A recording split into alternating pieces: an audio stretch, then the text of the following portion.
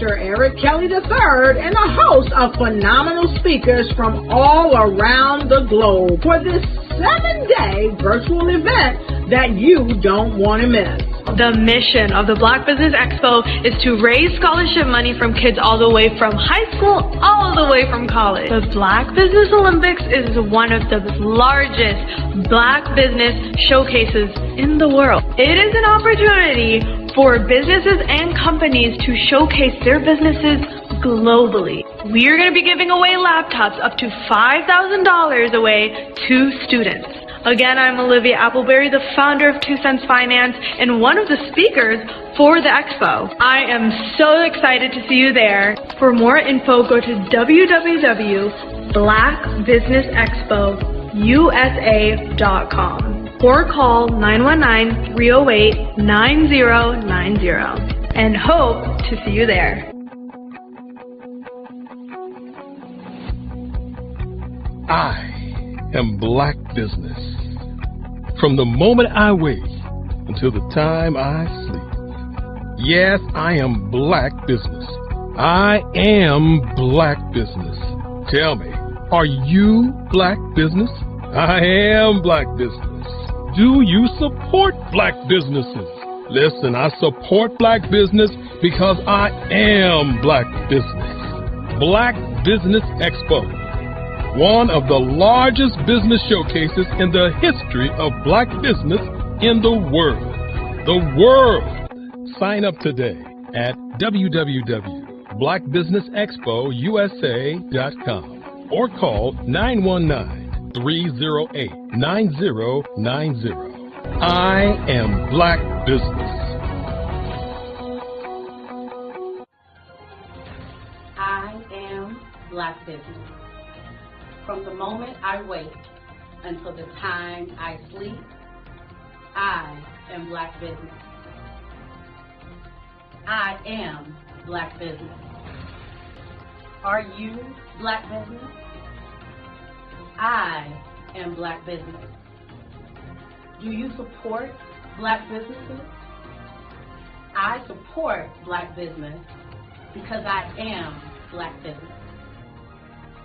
Black Business Expo, one of the largest business showcases in the history of Black America in North Carolina.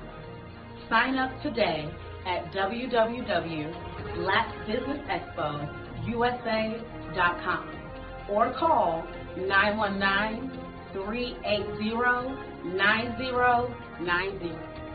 I am Black business. I am Black business.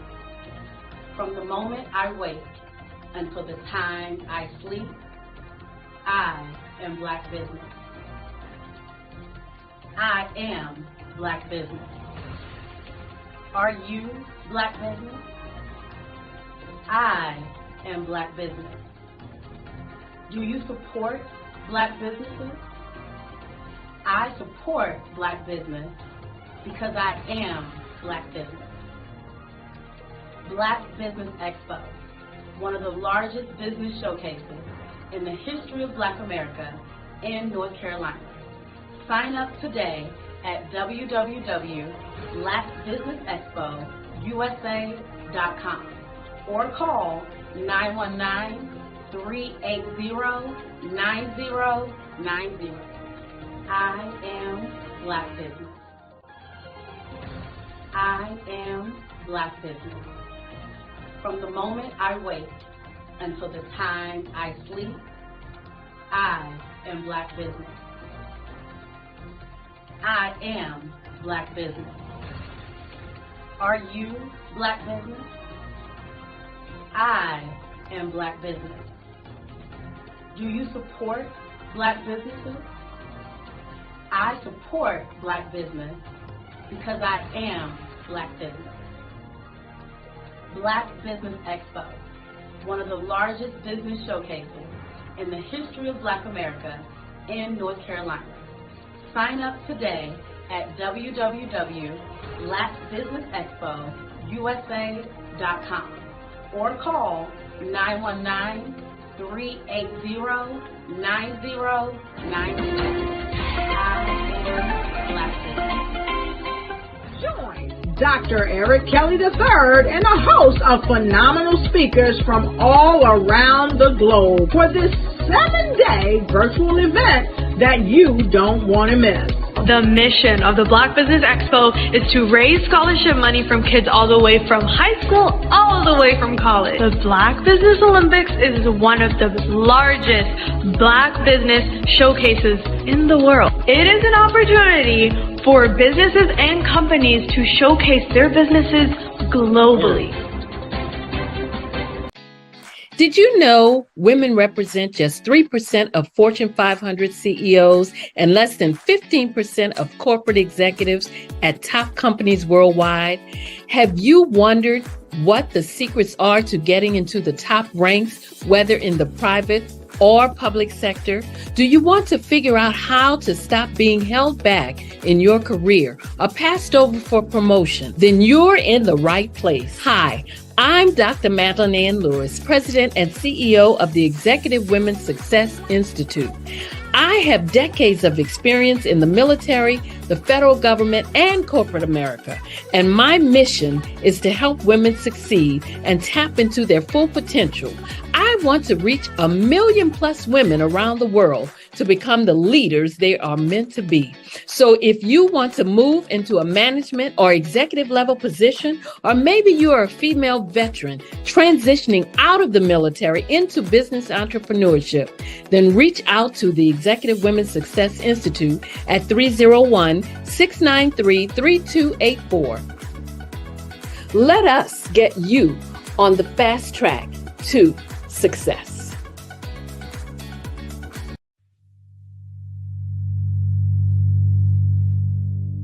So what we have to do is when we get in the spot, we need to create some spots for us. That's the main thing. We need to be able to be in a position where we're able to create those spots for us. For me, being an entrepreneur, I'm not just going to get a business and then leave you sitting high and dry. If you ask me some questions about entrepreneurship, I'm going to give you as much as I've received. I've seen people who made it, and then when you ask them, it's like, okay, now you have to pay me for the information, the same information I got for free. We probably in totally different cities. There's no way that we're going to bump heads or anything. We're not competing. Bring me up with you. And so I just think that whatever education that I have, then I need to be able to give that to my own as well. So create the spots. You can create the spots when you get there.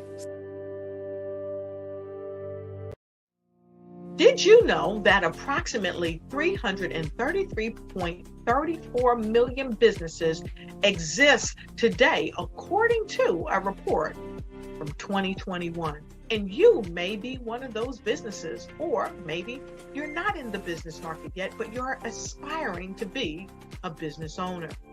Well, guess what? You're in the right place at the right time. Because let's face it, everything is about timing and opportunity.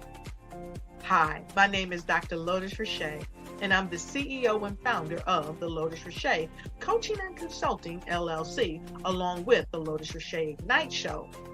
15 minutes of success with Dr. Lotus Richey, as well as books to boom your business and bring who you are. And today, I want to bring this amazing message to you about the Black Business Network and the Black Business Olympics.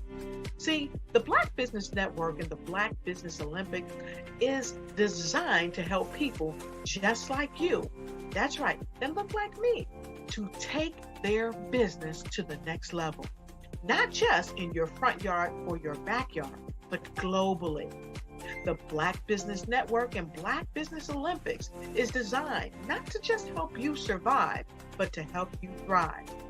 So join us today as we come together with businesses all around the world to support our students, our children, our young teens, our young entrepreneurs. What we do is we come together to help raise funds for students who are aspiring to be business entrepreneurs, who are aspiring and who are thriving in college. We endow them with a wonderful opportunity to gain scholarship of either a laptop or several thousands of dollars. And we invite you to help be a contributor to this amazing opportunity to help someone that looks just like you.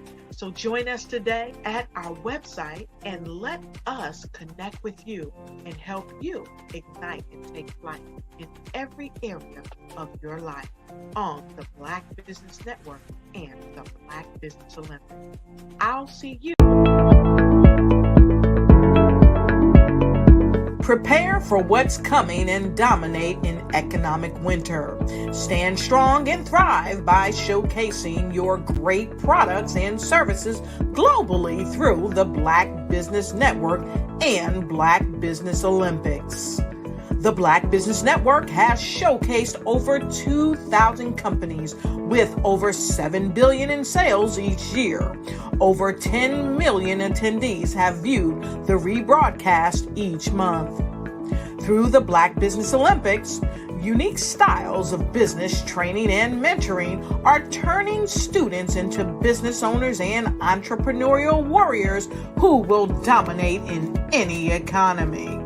Gain the ultimate advantage of the Black Business Olympics, 7 days of unbelievable topics and speakers speaking around the globe. Donate your time and experience to provide expertise and scholarships to students worldwide and change the world. Now, more than ever, new insights, tools, strategies, and capabilities are needed. This is your chance for a major presentation to the world. Fill out the form and join the more than 2,000 speakers who have presented to over 200 countries.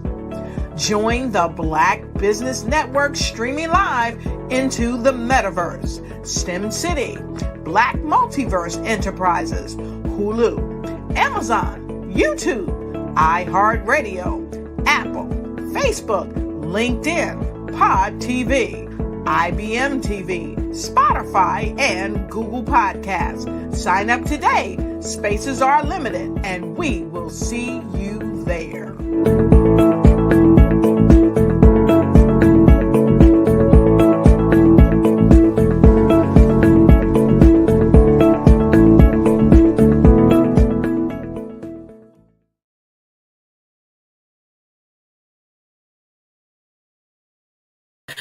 Good morning, business owners.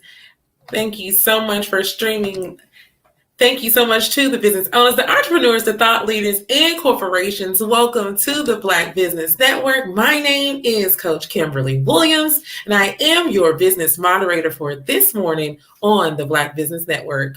The Black Business Network is a 24-hour business network showcasing Black businesses, Black owners, entrepreneurs, and thought leaders worldwide.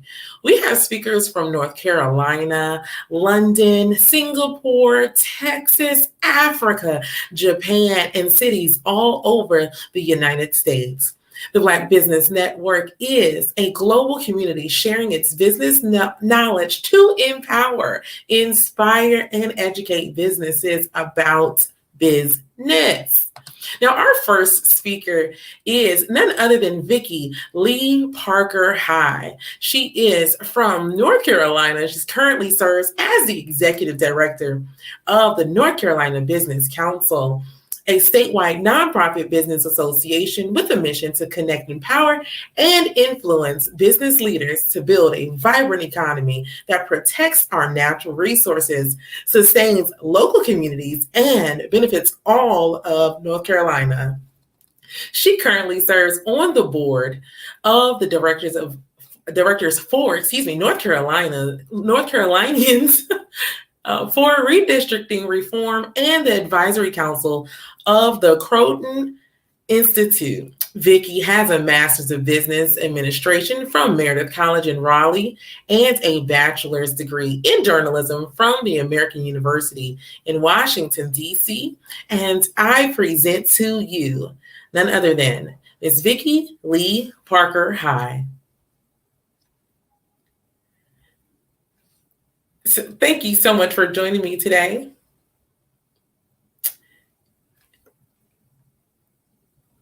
It's a pleasure to have you on the show with us.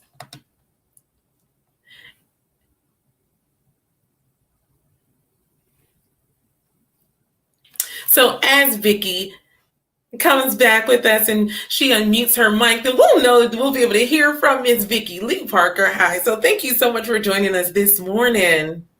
Thank you for that. My apologies. I was talking and did not realize that it was muted, but I'm so happy to be here, Kimberly. Thank you so much for that warm introduction. You're very welcome. I'm excited to hear your expertise, and I want you to keep in mind that genius is common. Thank you. Good morning, everyone. I hope everyone is up and at 'em and having a wonderful morning. It's a pleasure to be back with my Black Business Expo family, and hoping that this whole experience this week is going to be enlightening and you're going to learn a lot. And I know you all will. And so I'm happy and I'm excited to kick it off this morning to talk to you all about what it is to market your business and market your sustainability within your business.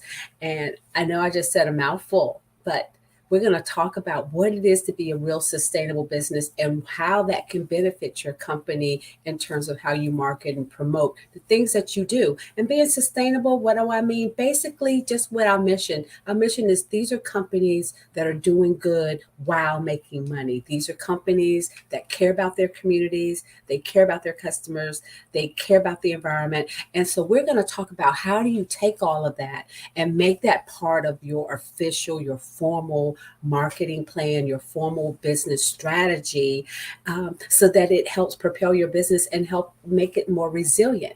So again, I'm Vicki Lee Parker. Hi, I serve as the executive director for the North Carolina Business Council. I'm based here in Raleigh, North Carolina. And basically our mission is to really help businesses do well. We like to build an economy that's an equitable economy. So we act like a regular chamber. We do a lot of advocacy. We bring the business voice to issues that they care about regarding the environment, but always making the business case and why these policies are important. We like to connect businesses that think alike in terms of businesses that want to also be part of their communities, want to do good in their communities, also want to have a social platform with their business. And we can talk about how you can do that and still be productive and still make money. The two do not have to be mutually exclusive. You can bring those two together. And in fact, what we've learned and what data has shown is that when you do consider the environment, you consider your people, and you consider your business strategy, and you bring them all together to what we call the triple bottom line. We've seen that over time, businesses that take these practices and incorporate them actually outperform traditional businesses over time. And so we're going to jump in. We're going to start talking a little bit about what it is to be, again, let's talk about what it is to say sustainability. I mean, you hear these terms, a lot. You hear things like, socially responsible corporations, mission-driven businesses, purpose-driven businesses. There are B Corps. If you're not familiar with that term, that might be something you want to look up. I won't delve into that too much this morning, but you have what's called benefit corporations, and then you have B Corps, which are certified B Corps, and then benefit corporations. There are several states, I think over 30 states, where you can actually incorporate as a benefit corporation, which basically, in essence, allows you to become a business that's not just beholden to your shareholders, but it allows you to incorporate with a mission-driven purpose as well, so that you're beholden to that mission as well as to your shareholders. So all of those terms really fit. They, so we hear them loosely, but they all kind of describe these companies that really see themselves as more than just here to make money. And they understand that, in doing so, they can have a greater impact and on their customers, a greater impact in the communities where their business is located. So let's look at what's called, I guess, the triple bottom line. And some people have heard that term. Others is they get it. And then for some, like it was for me a few years ago, it was a very new term. But basically what you're doing, instead of just measuring your income, your revenue, you're also measuring your impact on the environment. You're looking at, how are you reducing waste? And that could be something as simple as making certain that you recycle all the paper in your office, to as broad as, looking at and measuring your overall carbon footprint for your business, and then looking at ways to reduce that. And there are a lot of ways you can do it. I mean, even for example, of having employees work from home, that is an example of reducing the carbon footprint, because you're not having them drive and travel and use, fossil fuels and all those things. So every little thing adds up. And what you want to do, and what I'm hoping to guide you through this morning, is that you understand that doing these things is good. It's great for the environment. It's great for your business because it can help you save over time. But also putting it and finding a way to market your brand yourself as a sustainable business is also a very good business strategy, because that helps that third bottom line, which is your revenue. The second bottom line is you're looking at, your people. How do you impact your people? Are you building a diverse workforce? Is that something you're really committed to and you're doing it? Well, then that's something you want to promote and you want to highlight, because today what we've learned is that customers value those things. They value it when you're really doing it. And so we are going to talk a little bit about what's called as greenwashing. And, so those are companies, that's not the category you want to fall into. You want to make certain that anything that you say you're doing, you're actually doing it. And there's plenty that you're doing. It's just a matter of thinking about how you're running your business and how you can re-market it to highlight the features that we are seeing that consumers really care more and more about. There's plenty of evidence and surveys now that show that consumers really want to do business with companies that really care and demonstrate that they care about their communities, that they care about how they're impacting the environment and how they're treating their employees. And, so we're going to try to delve into some of those this morning.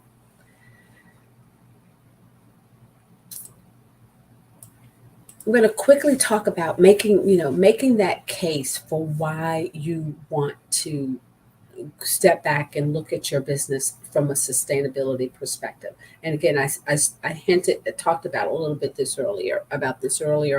Employees, there's a study that shows that over 70% of people surveyed would more likely work for a company that has a strong green footprint.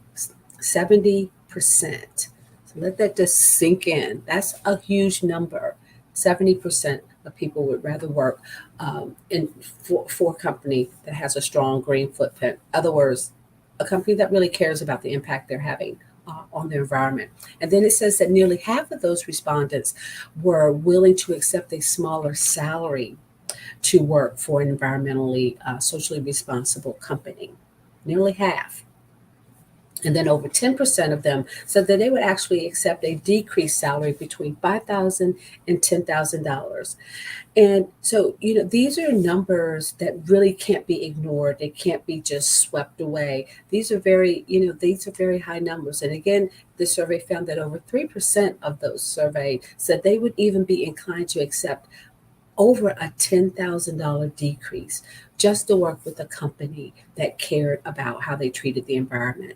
So this is real important to the people that you're marketing to, no matter what business you're in, even if you're a consultant or, you're an architect or an accountant, these things still matter to whoever your customers are. And even if you're an accountant and you work from out of your home office, it still is great to have on your website that you recycle, or you use recycled paper, that you use LED lighting, and that you have a home efficiency program.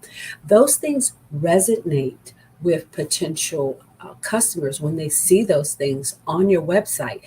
It certainly works for me, because as more I become aware of how we're impacting our environment, how all of that impacts our climate, as I'm learning more of the evidence and the facts, I can appreciate more companies that are really taking a real honest effort to reduce, again, their carbon footprint, to make, to reduce their business, at least aim to get to zero waste. So these things are really important. And what we want to stress upon you is that when you're working on your branding, working on your marketing, working on your social media platform, your website, that you want to strategically include these things. So hopefully we'll help you think about it. The other point I would point out in terms of making the case for why you want to, have a sustainable business, build a sustainable business platform, is that, if you're a company and you really want to do business with some of the bigger companies, you want to be part of their, procurement or supply chain, these bigger companies are really starting to look at the people they do business with and seeing if they have their shared values. So the more that you can demonstrate to them that you do care about these things, that you do believe in diversity, and that you have a diverse team, not just believe in it and saying it and have it a blurb on your website, but you actually have a diverse workforce and you're making an attempt. And diverse doesn't always mean black, white. It also can mean young people, older people, seniors. Diversity is just what it is. It's very diverse. So you got to think broad when you think about these terms. It's not just hiring people of color or a certain group, but it's looking at the broad spectrum, people who are, are challenged in some areas. So there's a lot of ways that you can diversify your workforce, and you can demonstrate that to companies as that you want to be part of their procurement team, that you want to provide services to. When you can, market that, explain that to them, have that highlighted and featured so that when they're researching you, they easily connect you to their values is what you want. That's the sweet spot that you want to be in. So the point that I was making with that is that in another survey, over 93% of CEOs believe that sustainability is important to their companies and their future success. Again, I'll repeat it. 93% of the CEOs surveyed believe that sustainability was important to their companies and their future success. That's a large number. So again, you want to rethink your business. Again, even if you're a consultant, whatever, it doesn't matter your industry. You want to think about what other people, what's on their minds and what they care about. And you want to marry the two with your marketing. This is important because these are the things that people are now looking for, and they're looking for evidence of it when they are researching your business. Again, same as myself. My daughter, they're younger, they're teenagers. They love to work with companies that they know that when they buy their product, that they're either sourcing local vendors, that they're getting these products from people that are in their community, or that they're giving a portion of the funds that they're paying back to a cause that they believe in or that they care about. These are things that they're starting to expect and they're looking for. In businesses where they don't see it, they tend to keep going and they walk past them. They're really gravitating to companies that are demonstrating and are doing things that benefit their employees or benefit the communities that they serve in, or benefiting the environment. And again, I keep stressing, you have to actually be doing it. Saying you're doing it, saying you care about it. People are smarter than that now. They are going to be looking for real hard evidence that this is something you believe in, is something you're doing. If it's not, and you want to work on one bottom line, then by all means, there's plenty of traditional businesses out there, but we really encourage all businesses. At the North Carolina Business Council, it is our vision that every single business understands that overall, if we have all businesses thinking like this would elevate us as communities. It would elevate us as consumers. It will elevate us as businesses to making certain that we're taking care of our greatest assets, our people, our planet, and and our future. These things are very important for us. And as I've been mentioning, it's profitable to be a quote sustainable or socially driven business or mission driven business. Let me see if I can find this quick number here.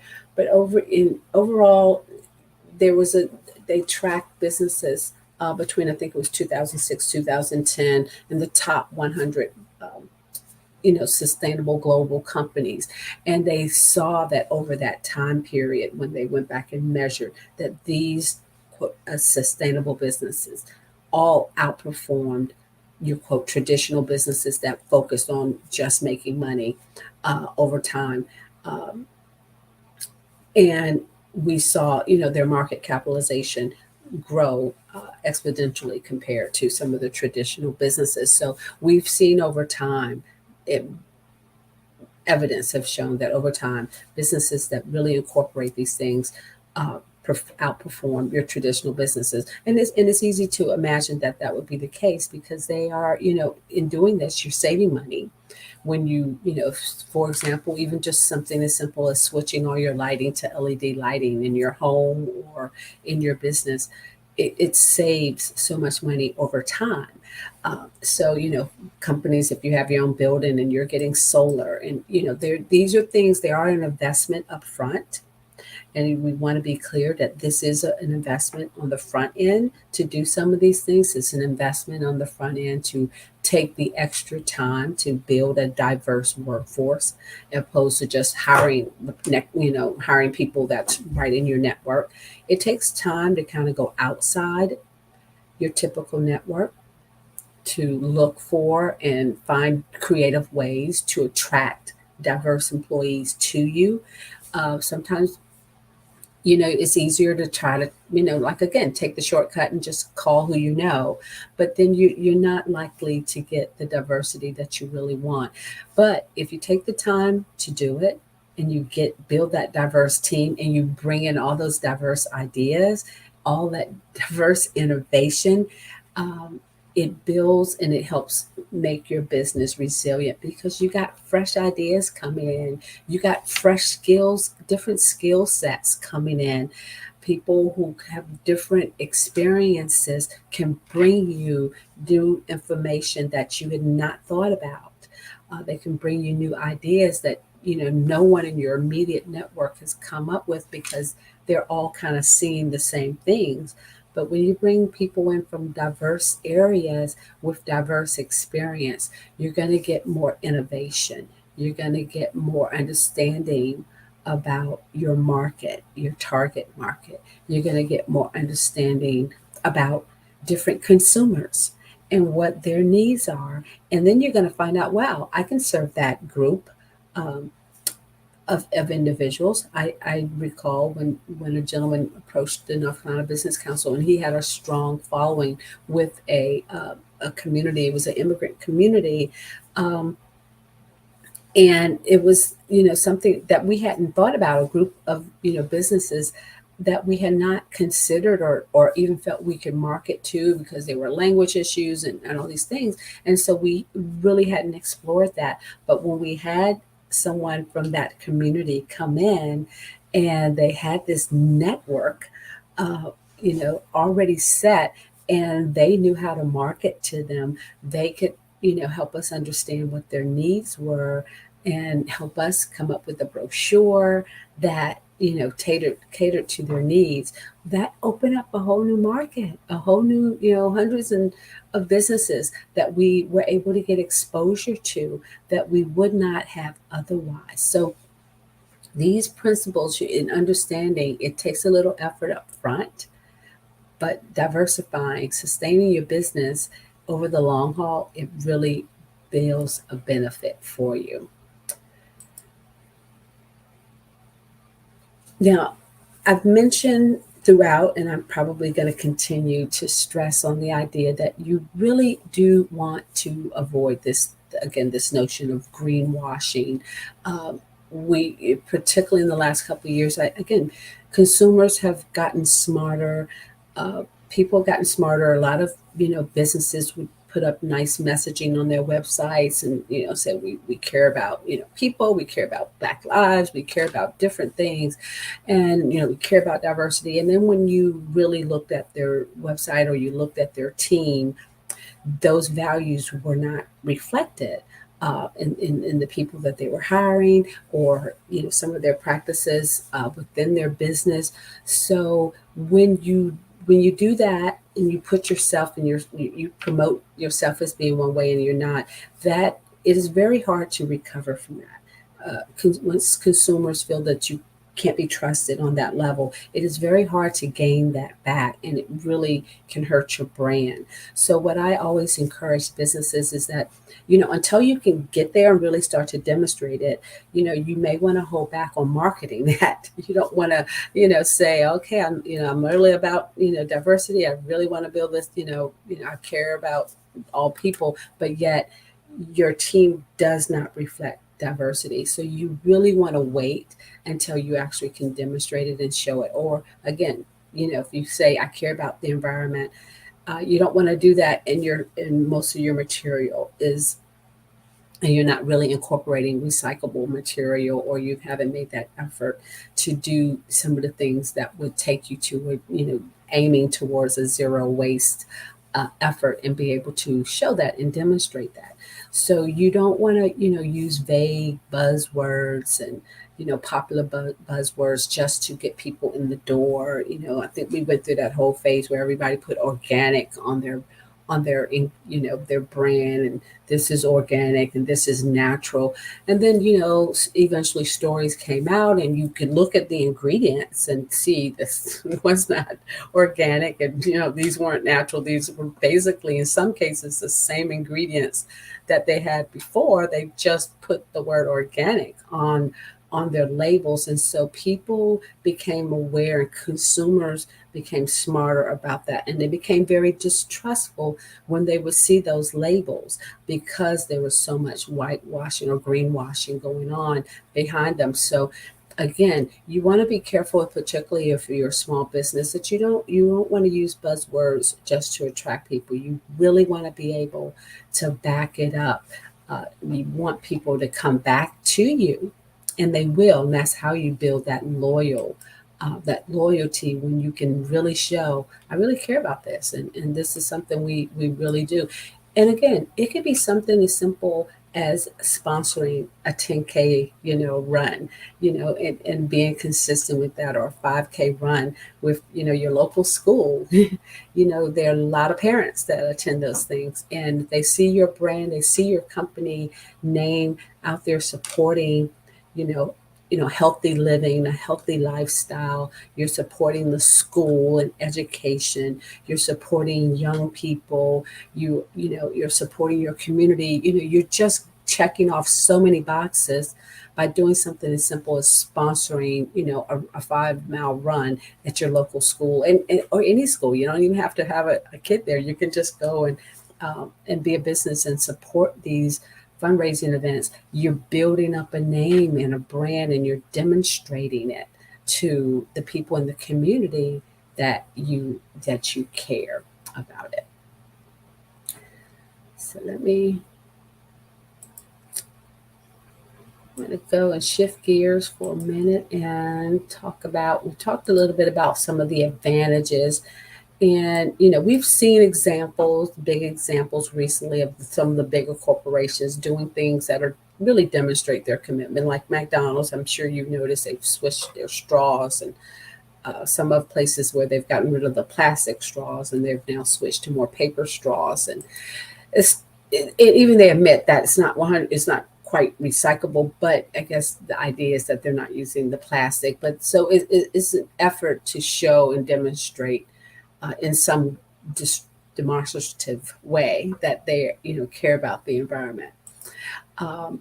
Of course, one good example I think a lot of people are familiar with is Patagonia and their clothing. And this is an example of a company that has married not only environmental practices, strong environmental practices, and building a good product, but also marrying the idea that businesses can have a voice, on issues that marry and match their values, and they've demonstrated they can have that voice and still be successful.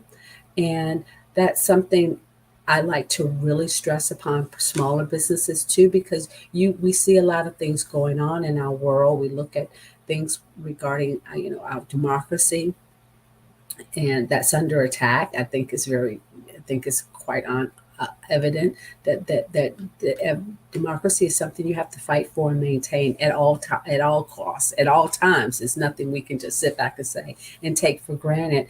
And businesses and business voice can play a role in that. And what we do at the North Carolina Business Council is help businesses understand how to do that and do business at the same time, because the two can be married together. And so we have these examples that we can look to. And again, this is all in the realm of sustainability, because you're demonstrating to customers that you care about issues they care about, and you have a position to help affect change, and they welcome that. And so we've seen companies like Patagonia, and we've seen the company, and of course, now the restaurant is escaping me. Chick-fil-A, of course, is what I'm thinking, which has been a little different. And I know they have the controversy. However, my point with that is, every time you go to a Chick-fil-A, the line is all the way around the building. It's wrapped around the building. My point is that there is still a way that you can still have your voice heard, contribute to our policies and our political landscape in a positive way, whatever that is for you, and you still can do business successfully. And so even as a small business, there are ways that you can, speak on issues, speak on policies that can help make your community better. And, share that, even if it's to just share that you engage and encourage customers to engage, because this is our country, it's our democracy, and it's our voice that needs to be heard and represented. And there's a way to marry those two and also do business well. So I encourage businesses who want to speak out on issues, who want to be engaged, that you can do that, and there's a way to do it and not have it negatively impact your business. So there have been cases that we can look to where that has been done and been done successfully.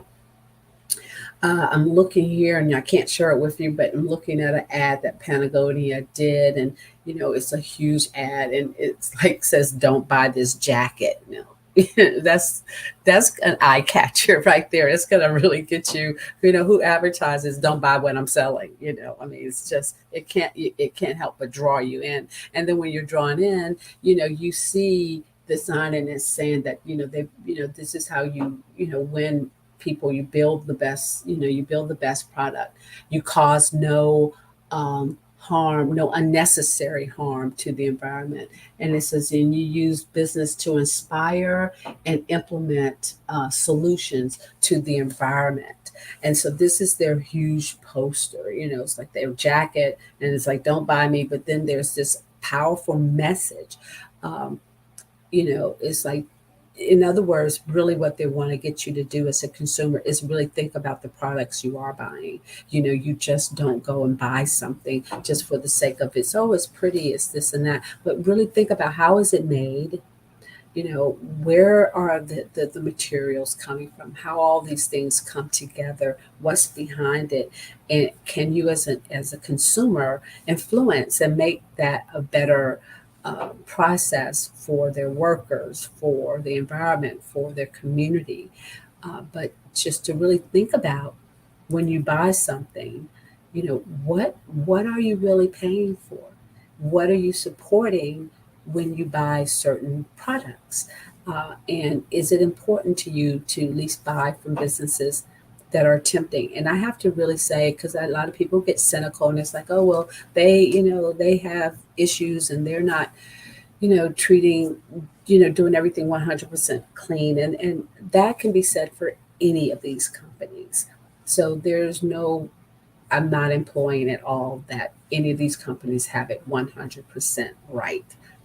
I think the thing we have to really be realistic about is because of the systems and the way things are set up, you can never probably ever get to that 100% purity that we all aspire to.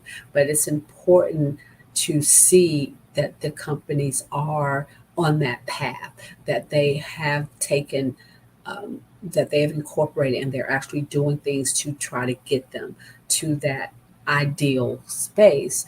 But we have to be realistic in our expectations as well, and even with ourselves and with other companies, because there's just it's very difficult to get to the purity of organic, or the purity of 100% sustainability. But you really do want to see that the effort is there, that there's real evidence and results and outcomes of this mission.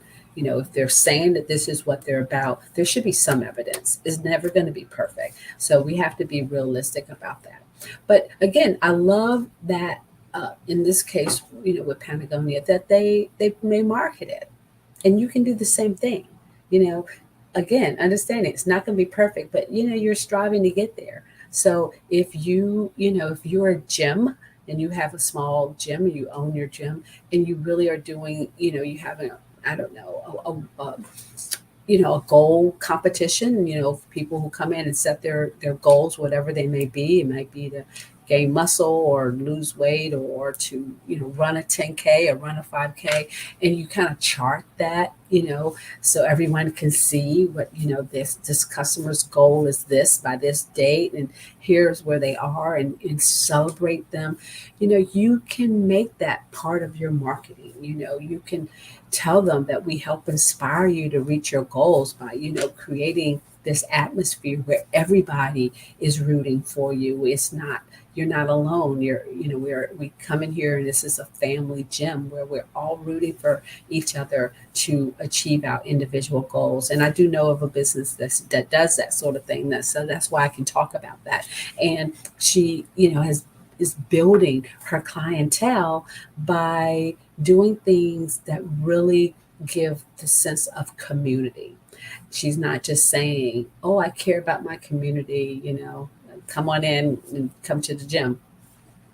She's showing how she cares about it. She's giving, real every day. She's demonstrating how she cares about the community, how much she cares that you as her customer actually achieve your goal. She's not there just to collect memberships and how many annual gym memberships did I get this year. She's also looking at how many people did we help meet their goals to actually achieve the goals that they set out to achieve. And she's looking at, how many people, did that, how many people did they try to help, and how many people did they actually help reach those marks. So those are different measures you can look at. And, then you can go back and review your measurements. I helped 20 people enrolled in this program, but only 5 of them actually hit their goal. How can I help those next time, the other 15 hit their goal? Because when they hit their goal, guess what they're going to do? They're going to go tell their friend, my God, I went to this gym. I joined this local gym, and I had this goal. I wanted to be in my wedding dress by a certain date. And they all rallied around me, and they helped me get my goal. This place is just so great, or I really, really wanted to run that 5K. I didn't know I could do it. And I went to this gym, and they just really everybody supported me and pushed me on, and I did it. They're going to tell people about your business. They're going to tell this story over and over and over again because they're proud of their accomplishment.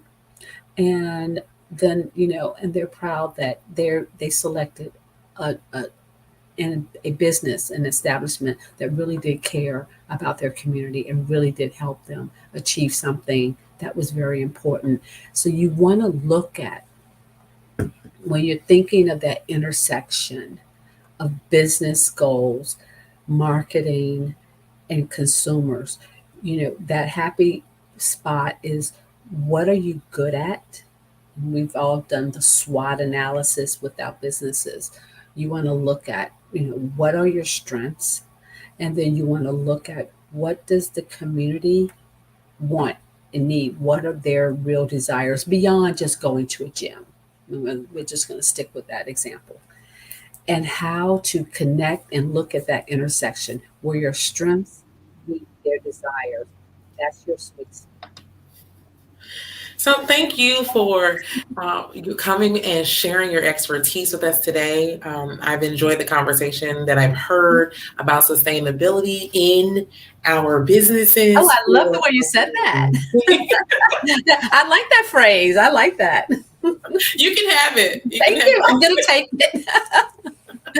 So, again, thank you again. And Genius is coming. I will see you on the other side. Thank you so much. Enjoy the rest of your day, everyone. Thank you. So the Black Business Expo's mission is to raise funds for high school seniors going to college or K through 12 entrepreneurs. So this expo is a fundraiser for students, and you may go to www.blackbusinessexpousa.com to donate to the scholarship fund, or use the Cash App that's on the screen below, and it says the $BBX USA. And our goal is to give laptops and up to $5,000 to 10 students. Students can register online at theblackbusinessexpo.com. So every dollar counts. So we want to remind you to donate to the scholarship fund. We want to thank our Black Business Expo sponsors for this month, March of 2023. So we have North Carolina 100. We have Moody Capital Partners, the Suede Soul, Lotus Richey Coaching and Training, Carolina, Virginia Minority Supplier Development Council, Step Management, Barbara H. Smith. We also have none other than the Margie McLean Foundation Incorporated, Genius is Common, Earth Essentials, Mullane Shawnee Global, Executive Women's Success Institute, The Quality Coaching Company, Super Women Business Services, Creative Force Studios, Lee Entertainment, Artistic App Design, the Black Business Expo USA. Now, Genius is coming, and I'll see you on the other side.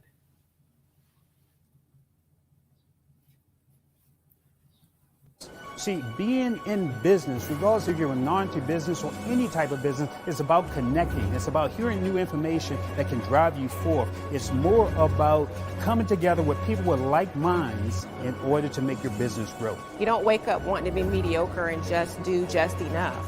You want to excel. You want to be a master in your craft. You want to take it to the next level. So it's not going to happen by accident. So you have to be mindful and think of what can I do today to help take me to the next level. The truth is, your life will only change when you get new information.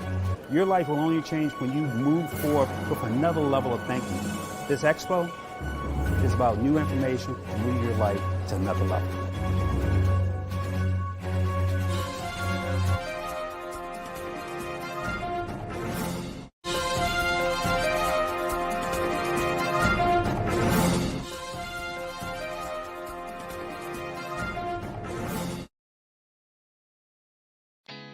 Did you know women represent just 3% of Fortune 500 CEOs and less than 15% of corporate executives at top companies worldwide?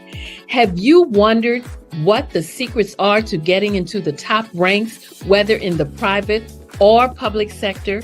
Do you want to figure out how to stop being held back in your career or passed over for promotion? Then you're in the right place. Hi, I'm Dr. Madeline Ann Lewis, President and CEO of the Executive Women's Success Institute. I have decades of experience in the military, the federal government, and corporate America, and my mission is to help women succeed and tap into their full potential. I I want to reach 1 million plus women around the world to become the leaders they are meant to be. So if you want to move into a management or executive level position, or maybe you are a female veteran transitioning out of the military into business entrepreneurship, then reach out to the Executive Women's Success Institute at 301-693-3284. Let us get you on the fast track to success. Did you know Black women are the fastest growing group of entrepreneurs? However, only 3% of Black women have established a sustainable, thriving business that has lasted more than 5 years. Why is there such a huge gap between creating and sustaining a business? Common obstacles like money and resources.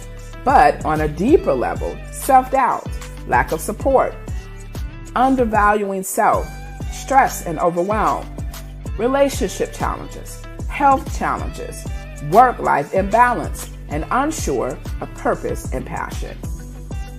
Meet Milani Shani Global. Our mission is to provide life, love, and business coaching for women who are leading the way and want to improve mental and emotional health and well-being by managing stress, anxiety, creating work-life balance, increasing confidence, revealing purpose, and putting themselves first so they can use their authentic gifts and make an impact in their community. When you enroll in our coaching systems and programs, you will discover how to activate your passion and personal fulfillment, unleash and align your natural gifts and talents with winning strategies, master your mindset and release stress and overwhelm, procrastination, and self-doubt. You are not alone. Our professional certified team of coaches use unique and one-of-a-kind advanced coaching tools to ensure that you excel in the areas of mental and emotional well-being, leading with confidence, relational wealth, and stress management. Put yourself first today and take your next step towards well-being and igniting your authentic success. Milani Shani Global, a company by women for women for over 35 years. Visit us at www.msglobal1.com or call 704-313-9132 and enroll in one of our programs to get started today.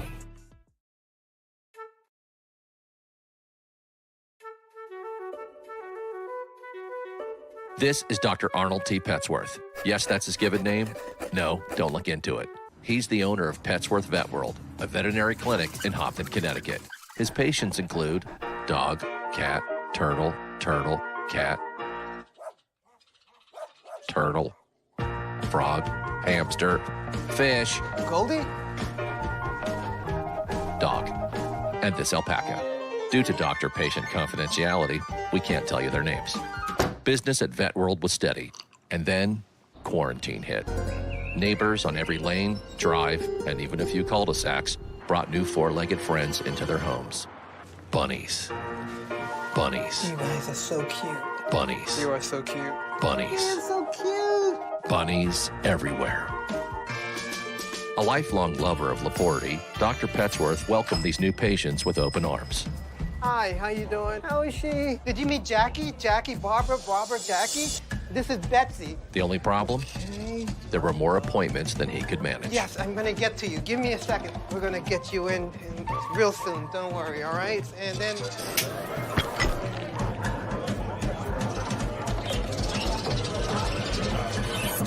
That's when Dr. Petsworth turned to his American Express business card, which offers flexible spending limits that adapt with his business. He decided to hire a new assistant, Julio, who's actually more of a bird guy. But that's just between us. And with the power to make big purchases in his hands, he used his card to furnish a new exam room with extra tail space. Together, Dr. Petsworth, Julio, and American Express Business made sure all the pets of Hopton got the love and care they deserved. All right, Julio, man, that was great, man. And everyone was happy. Especially these guys. Get the card built for business by American Express.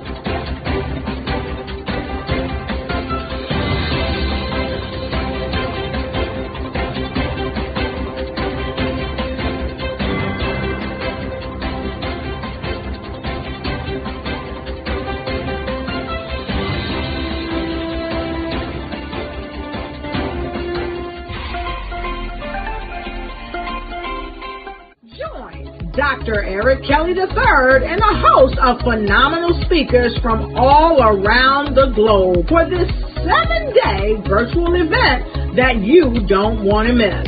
The mission of the Black Business Expo is to raise scholarship money from kids all the way from high school, all the way from college. The Black Business Olympics is one of the largest Black business showcases in the world. It is an opportunity for businesses and companies to showcase their businesses globally. We are going to be giving away laptops up to $5,000 away to students.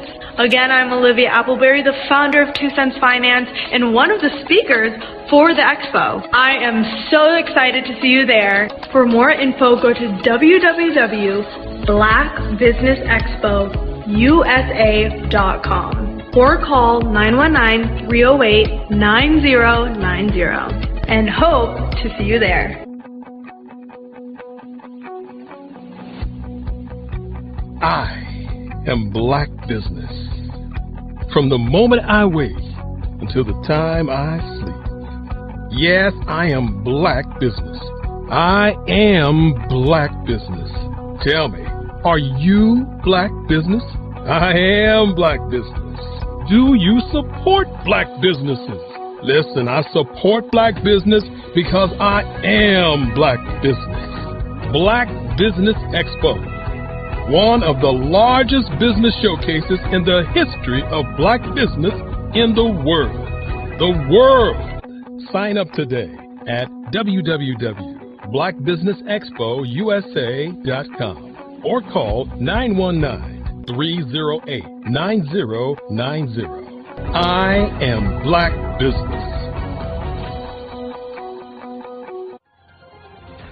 I am Black business. From the moment I wake until the time I sleep, I am Black business. I am Black business. Are you Black business? I am Black business. Do you support Black businesses? I support Black business because I am Black business. Black Business Expo, one of the largest business showcases in the history of Black America in North Carolina. Sign up today at www.blackbusinessexpousa.com or call 919-380-9090. I am Black business. I am Black business. From the moment I wake until the time I sleep, I am Black business. I am Black business. Are you Black business? I am Black business. Do you support Black businesses? I support Black business because I am Black business. Black Business Expo, one of the largest business showcases in the history of Black America in North Carolina. Sign up today at www.blackbusinessexpousa.com or call 919-380-9090. I am Black business. I am Black business. From the moment I wake until the time I sleep, I am Black business. I am Black business. Are you Black business? I am Black business. Do you support Black businesses? I support Black business because I am Black business. Black Business Expo, one of the largest business showcases in the history of Black America in North Carolina.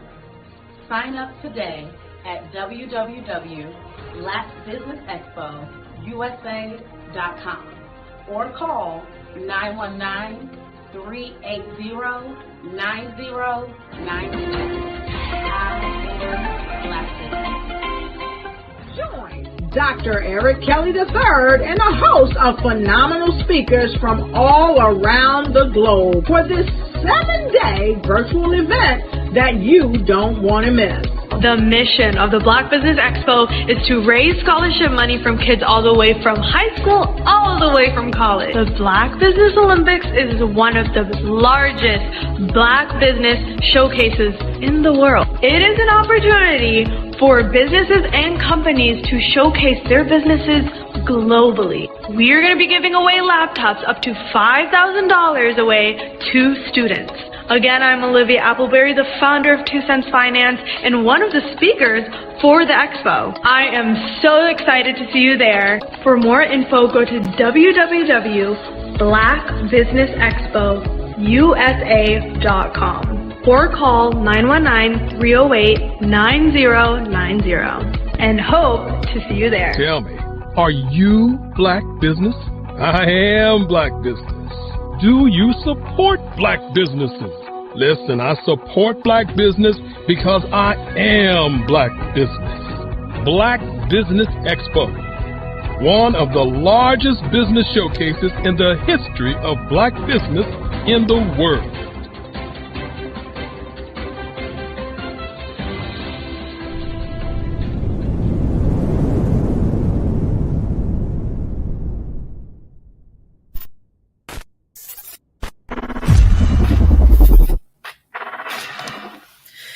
And good morning, business owners, entrepreneurs, thought leaders, and corporations. Welcome to the Black Business Network. My name is Coach Kimberly Williams, the founder of the Perspective 360. So I am your business moderator for this morning on the Black Business Network. The Black Business Network is a 24-hour business network showcasing Black businesses, Black business owners, entrepreneurs, and thought leaders worldwide. We have speakers from North Carolina, London, Singapore, Africa, Japan, and cities all over the United States.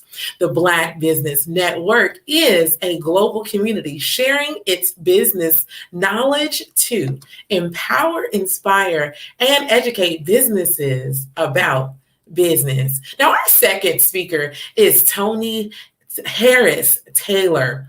So I want to tell you a little bit about Miss Toni Harris Taylor. She teaches her clients to get drastic results through networking. As a 2-time widow and a 10-day coma survivor, Toni knows what it means to be drastic. Toni is an international speaker, marketing and sales coach, and drastic results coaching. She is also an 8-time author and a TV show host. Toni is an award-winning multi-unit franchise owner and community builder with Network in Action Global Partners. Toni was also named 2022 Power Networker of the Year from Dr. C.F. Frazier. So I want to introduce to you none other than Miss Toni H. Miss Toni H. Harris. Thank you so much for joining us. Toni Harris Taylor. Thank you so much for joining me today. Thank you, Coach Kimberly. I am excited to be here early on a Tuesday morning. So thank you for having me. I am excited to hear all about your genius. I want to tell you that genius is common, and I look forward to seeing you on the other side. Thank you so much. All right. So thank you, Dr. Kelly, for graciously inviting me to share for a few minutes what I know about my zone of genius, and that is networking. And so, as you heard in the introduction, I am the founder of Drastic Results Marketing and Sales Coaching, where I help entrepreneurs to get known, get connected, and get paid to make six figures and beyond. I'm also an award-winning franchise owner with Network in Action Global Partners, where we are helping people around the globe to create connections, to help them to create more connections, collaborations, and get more clients through relationships. And as she mentioned in the bio, and I want to be clear, I received the 2022 Power Networker of the Year Award by Dr. George C. Fraser, who we all know as the godfather of networking in Black America. And so it is my honor to be here. I'm actually going to present to you a presentation on how to monetize your networking beyond the business card. And the principles I'm going to teach you are the strategies to show up, be up, and follow up. And so I am super excited. These are the things that I teach my coaching clients and help them to get out of their head and into their heart about getting out into the world to serve the people they're meant to serve. Now, listen, let's talk a little bit about entrepreneurship. Entrepreneurship is not easy. And so if you are an entrepreneur, there are certain qualities you have to possess in order to be successful as an entrepreneur. And it starts with passion. You have to be passionate about what you're doing and who you're doing it for, because when life gets hard and life gets in the way, it has to be your passion for making a change and making a difference that keeps you moving forward. We have to be persistent. We have to be consistent, and we have to be resilient. All of that plays into how we show up in the world, and then how we are using our gifts to make changes. We also have to get uncomfortable. Now, all of these words also play into your networking, because for a lot of you, some of you, networking is very uncomfortable. And sometimes it takes persistence to see results from your networking, and consistency as well. But bottom line is, we all have to be drastic. I love to say the word drastic. People say, Tony, where did that come from? How did you get the idea that drastic was going to be your brand? Well, when I thought about entrepreneurship, and I thought about what it took, even though most people never labeled it as drastic, that's exactly what it takes to become and stay an entrepreneur. We have to get out of our comfort zone. And I'm going to share with you several stories about being drastic, my personal stories, a couple of my clients' stories, to just help illustrate the point that you must be drastic in order to get in business and stay in business. All right, so we have a few choices when it comes to marketing our business. One is cold calling. Now, I don't know about you, but I don't like the idea of cold calling. Never have and never will. Some people it works for, but for me, yes, the throw up emoji is very appropriate. Knocking on doors, going door to door in business territory. Now, I'm one of Jehovah's Witnesses, and I will only knock on doors for him. I am not knocking on doors for myself.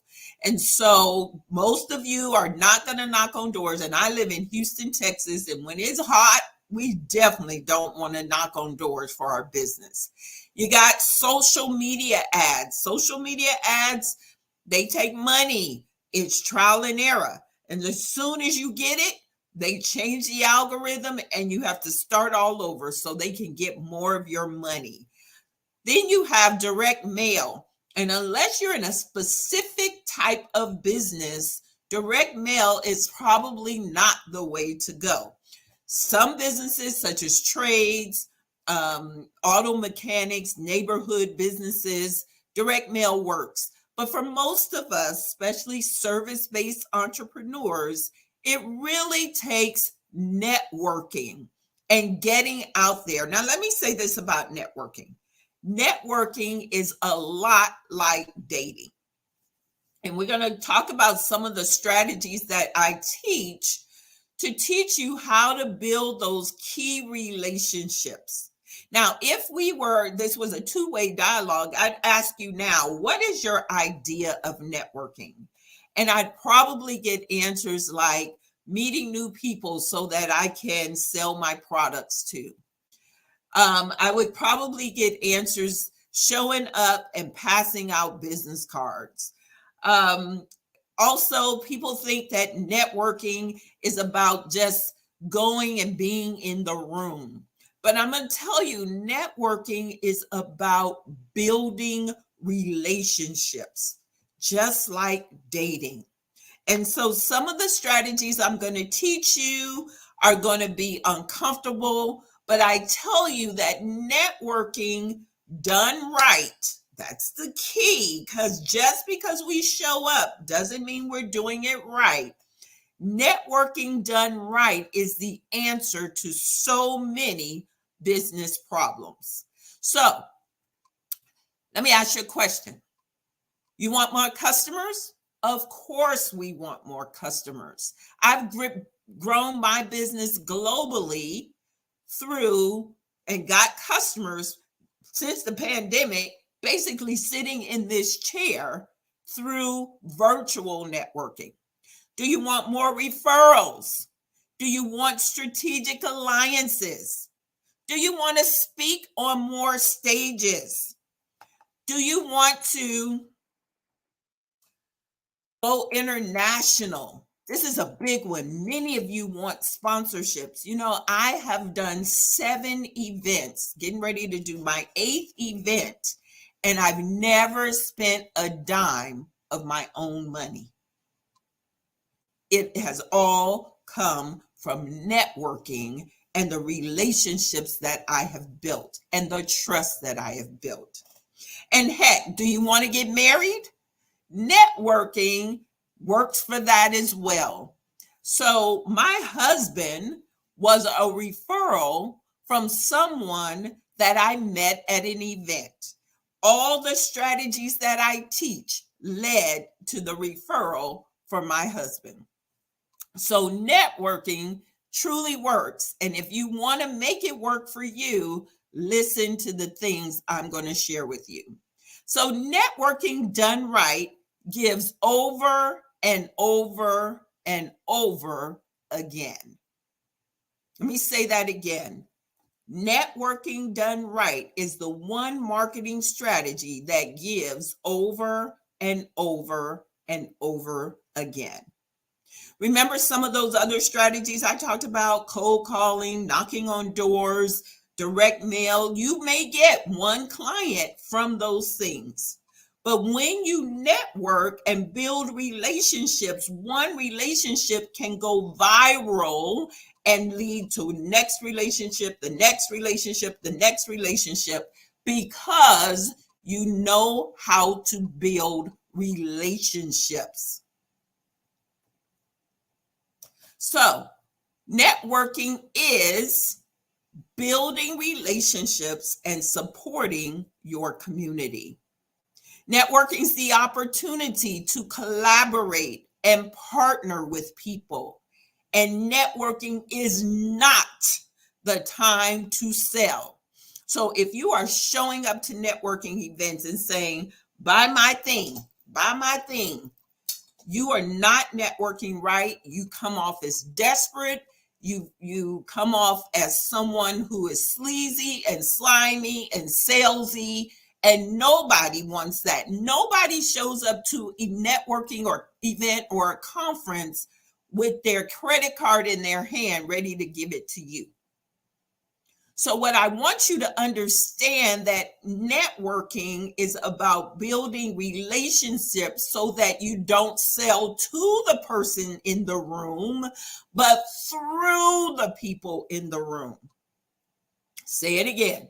Networking is not to sell to the people in the room, it's to sell through the people in the room. How do I get on the other side of Mr. Eric Kelly and who he knows?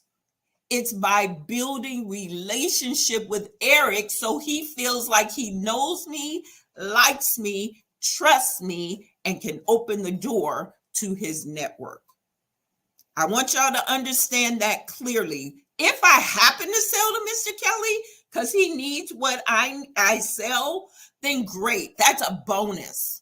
But the real strategy is to get through Mr. Kelly by showing up and building a connection with him so that he will want to open more doors for you. Here's the other thing. You need to be the door opener for other people, because the more you give with networking, the more you will receive. The book tells us that, right? So the scriptures say it's more happiness in giving than receiving. So networking is about what can I do for someone else? And understand this, you will be on the other side of somebody saying, what can I do for someone else? You become the someone else in somebody else's conversation. I hope y'all are hearing me here.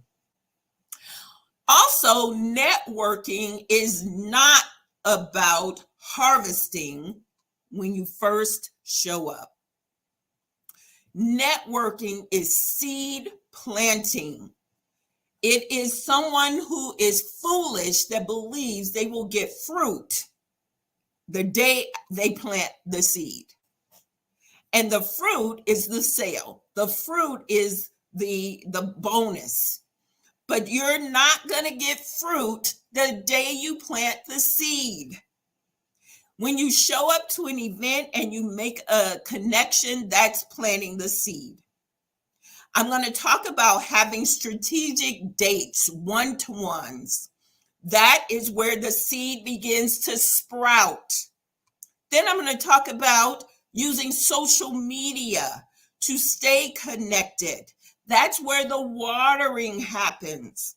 Then I'm going to talk about how you foster the relationship or fertilize the relationship by inviting that connection to come to an event with you. By doing a 3-way lunch and introducing them to someone that's fertilizing. And then those connections begin to open doors for you, and that's when it bears fruit. It is a process. And most people go into networking thinking they're supposed to harvest the day they show up. It does not work that way. So you're in the right place if you've ever said to yourself, networking sucks. You're an entrepreneur, a sales professional, a small business owner, and you network, but nothing happens. You're in the right place if everyone says you should be networking, but you feel awkward and you don't know what to do. You're in the right place if you hate cold calling.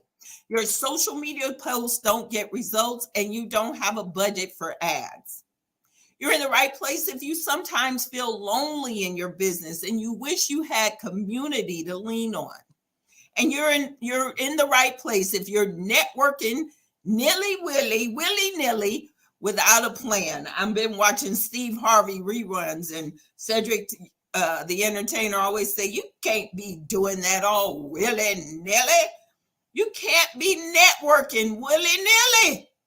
You gotta have a strategy and a plan. And you're in the right place. And this is my pet peeve right here.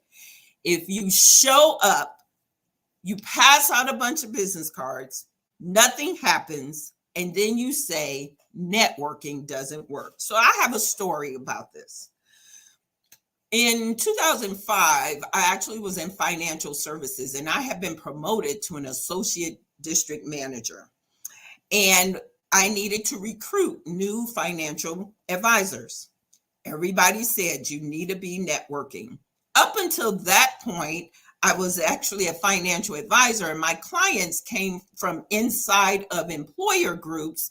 And so I would only network inside those groups. But they said you got to go out into the world and start networking to recruit financial advisors. So I would get cute, go to events, show up, and I'd show up with my business cards. I have a stack of cards on my desk right here. And I'd meet people and I'd say, you get a card, you get a card, you get a card, you get a card.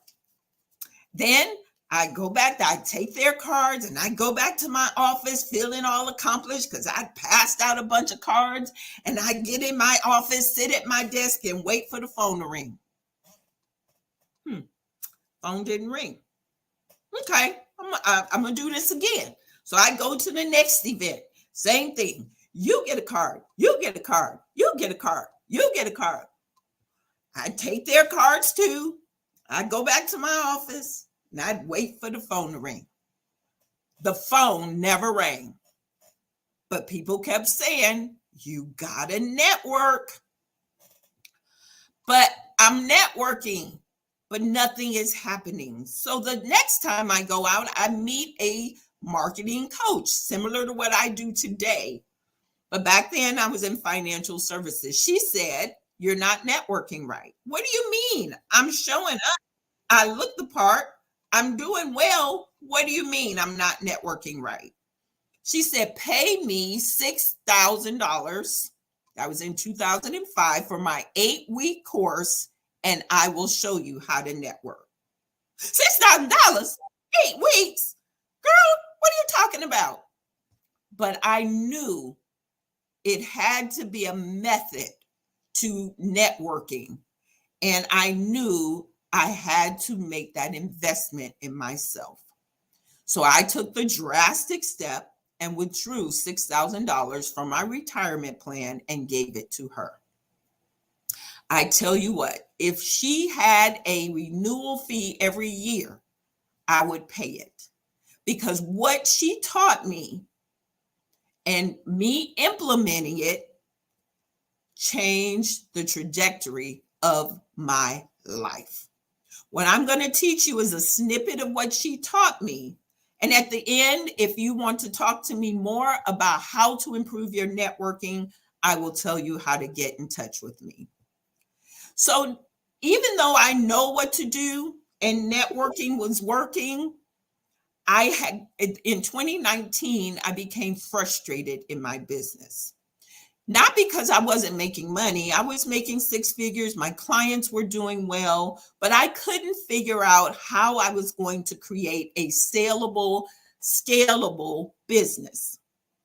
And so I was getting frustrated. I was 52 at the time, and I was thinking, you know what? I'm just going to quit my business and go get a job and start a retirement plan because I couldn't see my way out. I decided to, as I'm interviewing for jobs, I talked to a friend of mine who's a money mindset coach, and she asked me, Tony, what's your why? And I told her, and she said, you know what? You've already accomplished that. Perhaps you need a new why, one that will keep you wanting to stay in business. Now, let's keep in mind, I met this coach networking. I said, okay, I'm coachable. She said, go create a new why and come back and tell me what it is. So I really went and meditated on what is my purpose. And I thought about what our friend Zig Ziglar says. He says, you can have everything you want when you help enough people get what they want. See, I had already been a connector of people, making introductions for people, but not figuring out how I could get paid for it. So I went back to Carol and I said, Carol, my why is to touch, move, and inspire my clients to take drastic steps to be better than they were before they met me. I'm a resource. I'm a connector. I want to help people build deeper relationships that are beneficial to their life and business. She said, Tony, that's perfect. She said, what would you need to do to get paid to connect people? I think I would need to start my own networking group. She said, why don't you? I said, absolutely not. Oh, no. I've seen too many people run networking groups that don't make any money. I don't know what to charge. I don't have technology. I don't know how to run a meeting, and I don't want to start from scratch. She said, Tony, don't worry about the how. It will show up. Girl, please, I am not starting a networking group. 1 week later, a lady that I had met 3 months earlier at a women's retreat, where I went to this retreat in the midst of trying to figure out what I was going to do next. This lady followed up 3 months later. Note to self, it's never too late to follow up. She said, Tony, I hope you haven't forgotten about me. I'm Helen with Network in Action. I had forgotten about her. I still think you should be a Network in Action franchise owner. Franchise? I remember us talking about that. How much was that again? $40,000. Girl, I don't have $40,000 and I'm just waiting on a job offer right now. She said, don't take a job, just meet the franchisor. Listen, I'm a networker, so I don't turn down introductions. She made the connection, met Scott, the franchisor, instant connection, brother from another mother. And he said, everything I said I did not have, the franchise had in the system. All I had to do was plug and play and give him $40,000. I said, Mr. Scott, I don't have $40,000, but I love what you have. He said, Tony, what do you have? I thought I was going to insult him. I said, this much.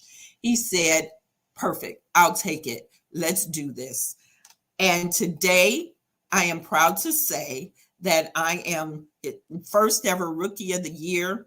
I am brand ambassador, just won his community service award, first to launch a virtual group, first to launch an international group. I now have 6 leaders creating that scalable business across the country and into Canada.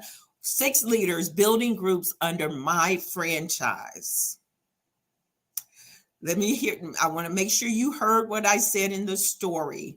I showed up to a retreat 5 hours from my home at a time when I was ready to quit. The retreat had 12 people. Small rooms are valuable. Helen followed up, never too late to follow up. And then Scott built a connection with me. He liked me from the moment that we said go, and he made a concession for me. That is the power of a strong networker. And today, my mission is to help as many of you stay in business as a result of building relationships. I have a free gift for you. It's the Profitable Networking Guide to 6 Figures and Beyond. It is my guide to teach you some of the strategies that I'm talking about today and more, because I don't have time to go into everything. So if you want a copy of this, go to sixfigurenetworking.com, scan this QR code, and sign up. While you're there, go ahead and join my Facebook community. And if you're inclined to schedule a one-to-one with me, that'd be awesome. So my formula for networking success is show up, be up, follow up to blow up. Let's take one at a time. Show up. Show up to get known. Here's a few strategies to be prepared. Number 1, you've got to stop hiding and be seen. So, first of all, you got to be in the room where things are happening. Many times, and this happens all the time, people register for events and then talk themselves out of going. How do I know? I put on events, and a lot of times a third of the people won't show up. They'll sign up but not show up. And so that's a form of hiding. You got to show up. Then when you show up, another form of hiding is this. Being on your cell phone. And listen, my phone, it's just got a magnet, right? And so you got to put the phone away, because when you're on your phone at an event, you appear to be busy and not attractive. People don't want to talk to you because you appear to be busy. Put the phone away until it's time to book an appointment, which we'll talk about shortly. So you got to stop hiding. You got to be in the room where things are happening. Then you got to be in the right rooms. A lot of times people don't like networking because you're in the wrong rooms. You got to know your target market.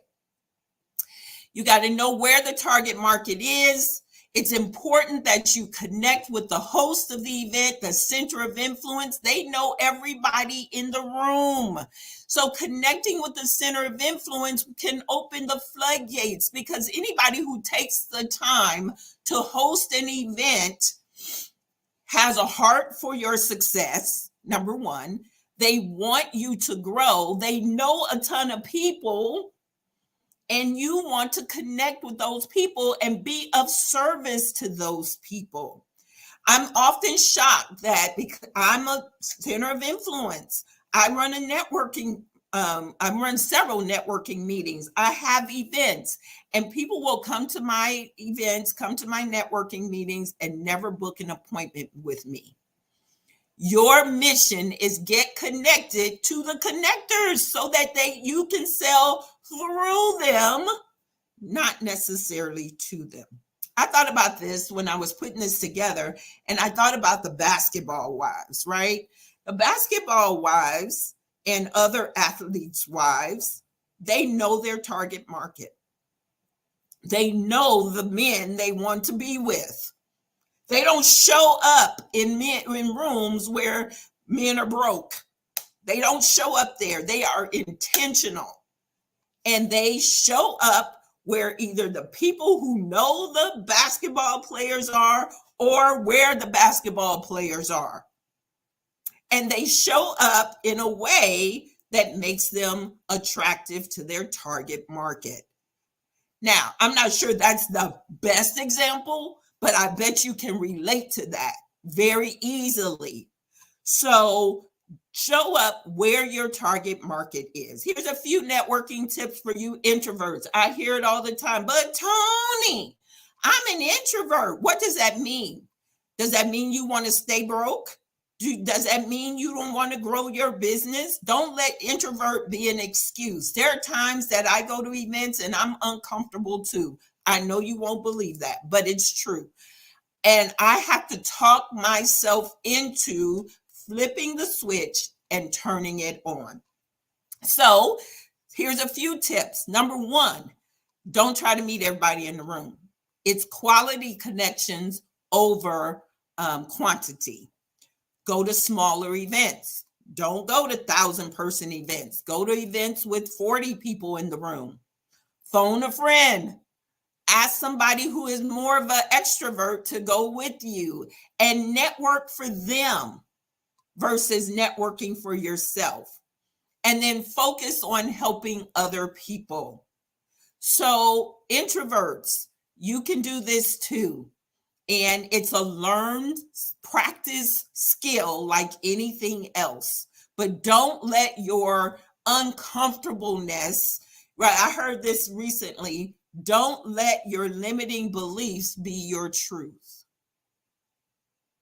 Say it again. Don't let your limiting beliefs, I'm an introvert, I'm not good at this, I can't do it, be your truth. Because that'll keep you behind.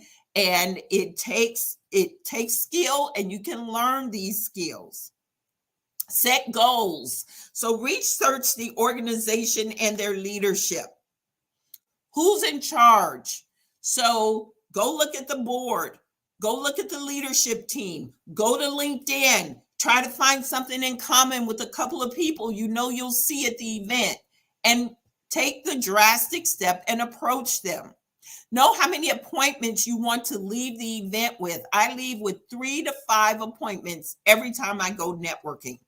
And if I go to a conference that's out of town, I've got my calendar cleared for the next week so that I can book appointments, and I usually leave with 20 appointments. There is no way I'm going to get on a plane, pay for the admission fee, do what it step away from my business for 3 or 4 days without coming back with appointments on my calendar so that I can build relationships.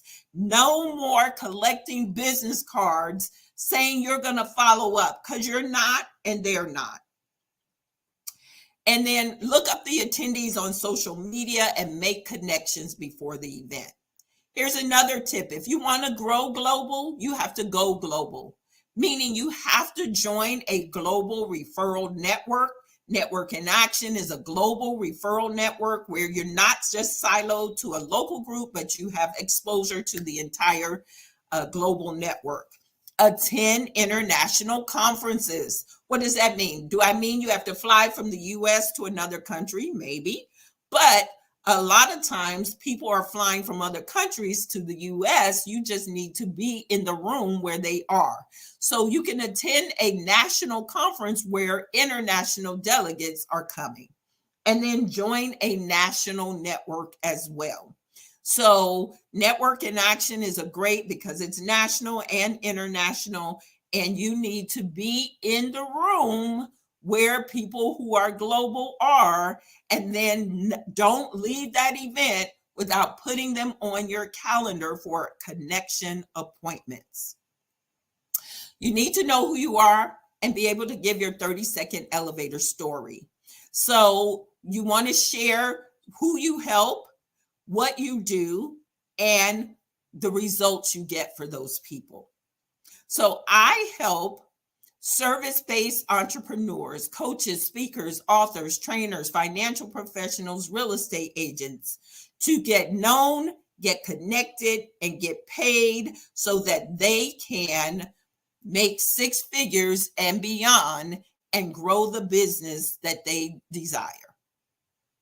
That's the anatomy of a 30-second elevator story.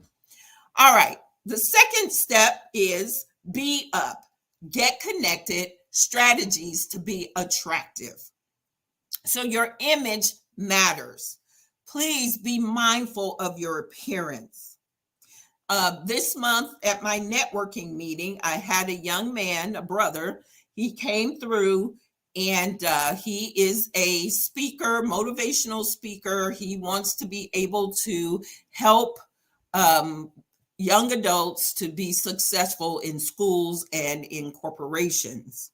He came to my meeting wearing basketball shorts, tennis shoes, and a sweat jacket. I was just like stunned.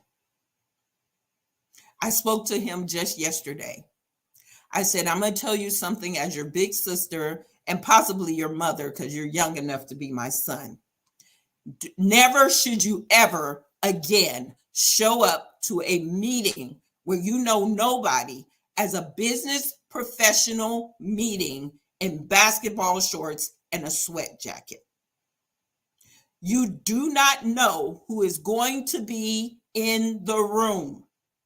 You're a young Black man, which means you have to show up better than everybody in the room. Don't do it again. You had to make me bring the mama out on him. Don't blend in. Stand out for good reasons from the crowd. Do not stand out because you look a hot mess. Stand out in a positive way from the crowd. So I have 15 pair of glasses.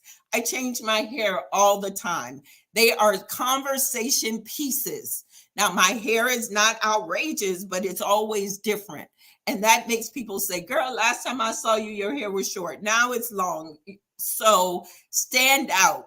Be on brand. Wear your colors. If you're doing a virtual call, have a branded background. Don't just have a plain background, and by all means, don't have a junky background, because I'm looking at the stuff on your shelves, the stuff on the floor. I can't hear a word you are saying. So show up with a branded virtual background if you don't have a real background. And don't be overly casual, as I said with that young man. Here's a scripture that really relates. 1 Samuel 16:7.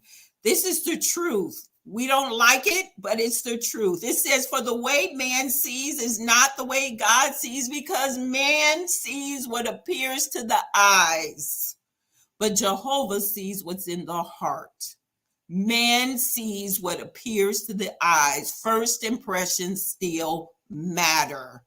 Do not, because you're at home, do not be overly casual with your virtual networking. Show up like you mean business.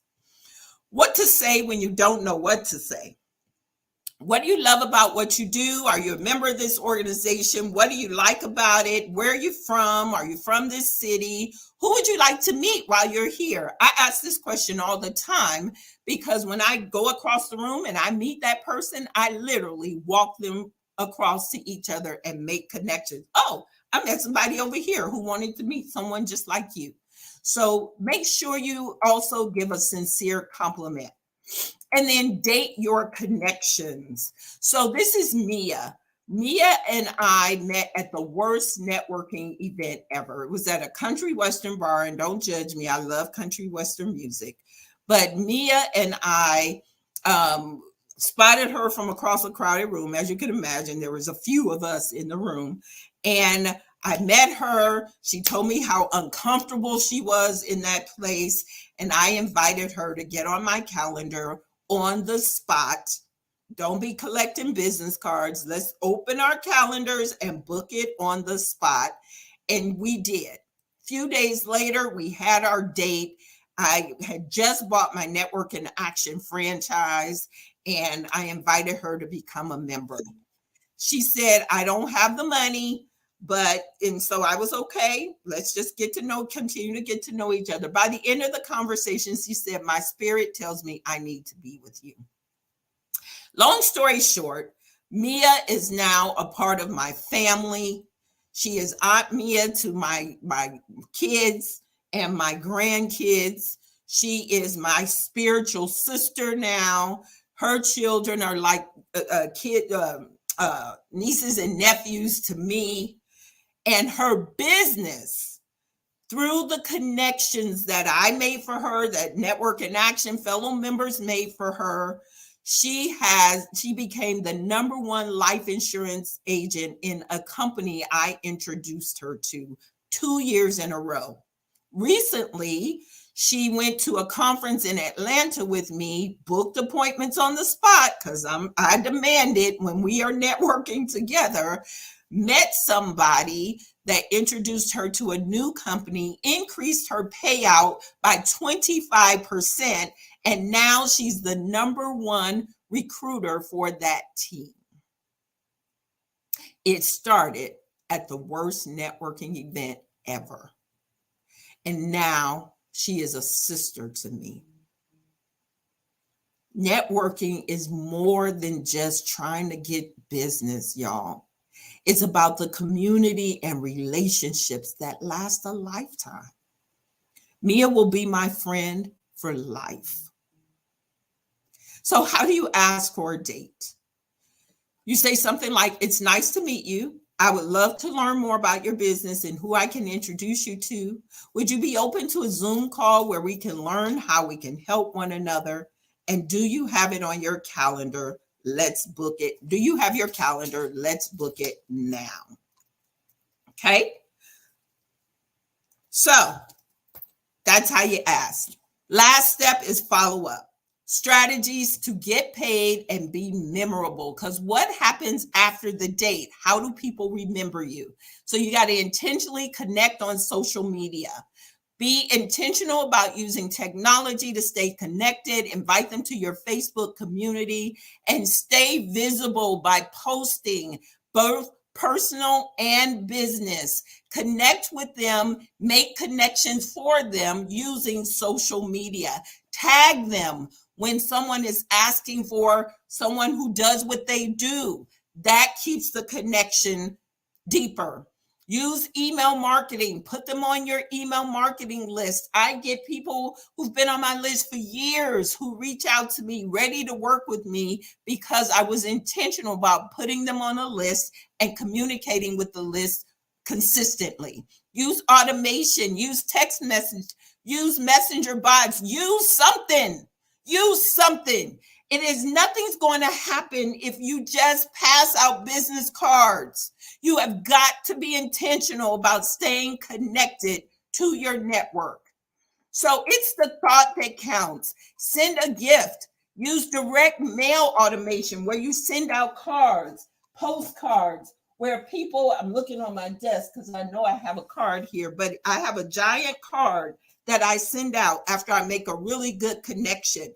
That makes me memorable. I use the cartoon emojis, so that makes me memorable. If you have a book, give them a book. Stay connected. So I want to invite you to play with me. What does that mean? I want you to show up to my conference October 4th through 6th. If you're in any of the cities listed on the graphic there, I am going on tour. Miss Beyonce is not the only one going on tour. Tony Harris Taylor is going on tour. And I want to meet you in person. Show up to my tour. If you go to VNC 2023 or scan the QR code, it'll take you to the landing page. Just click on City Tour and you'll see my tour dates. And I would love to meet you in person. If I'm not coming to your city, join me in Houston, October 4th through 6th for the Viral Networking Conference, where it will change your life. Everyone leaves my conference with appointments on the calendar. I gamify it and I guarantee it. Over the weekend, someone who attended my conference texted me that she was having trouble. She is a caregiver. She resigned from her job and they asked her to leave immediately. So she was a live-in caregiver. She texted me and said, Tony, I don't have a place to go. I told her I would think about who I could, how we could help her. Before I could even get back to her, she came back and said to me that someone I had introduced her to a year ago offered her her spare bedroom for a few days. You guys, networking is life-changing when you do it right, when you make relationships, and when you become the center of influence. So some of you might be interested in learning how we can work together. I want to put up this slide so you can get all of my information. You can go to meetwithtonyharristaylor.com.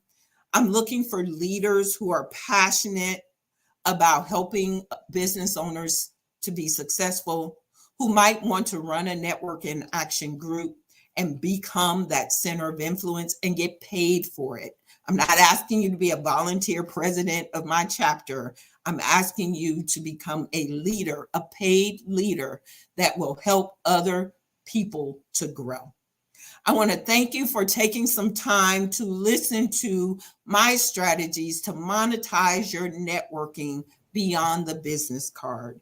And remember my motto, show up, be up, follow up, and you absolutely will blow up. Thank you. Wow, wow, wow. Thank you so much, Miss Tony Harris Taylor. I have to say, I have enjoyed thoroughly all of the information that you provided, but there was one nugget in particular, and I wrote it down, so I have to read it because I like to quote people properly. You said how you wanted to teach us how to go from selling to the people in the room to selling through the people in the room. How amazing. So thank you for coming on as a speaker, and thank you for sharing your expertise. I appreciate your time this morning, bright and early, sunshiny this morning, and I want to make you aware that genius is common. And I look forward to seeing you on the other side.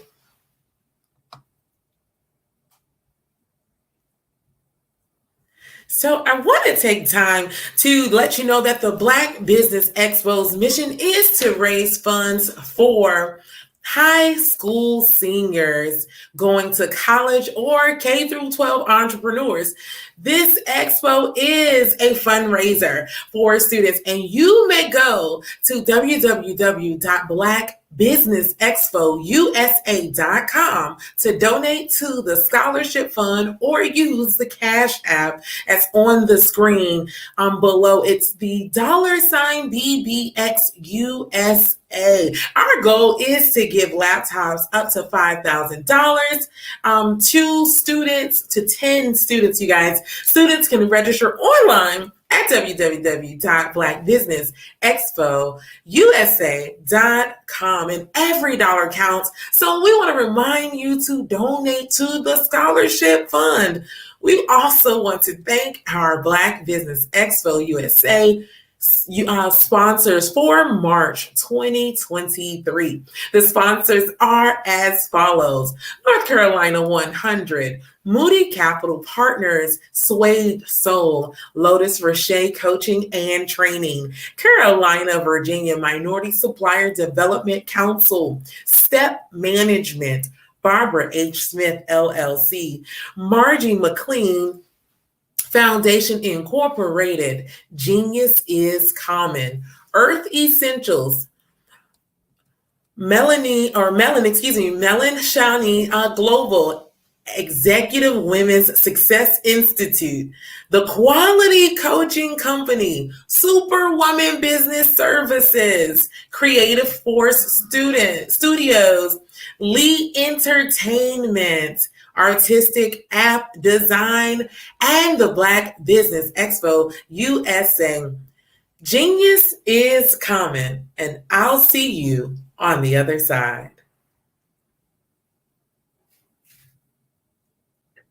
We all have the opportunity to impact the lives of others, whether it is a simple act of kindness, a smile, a nod, or just saying hello. Hello, I'm Pamela D. Marshall, corporate mindfulness coach and author of The Art of Forgiveness.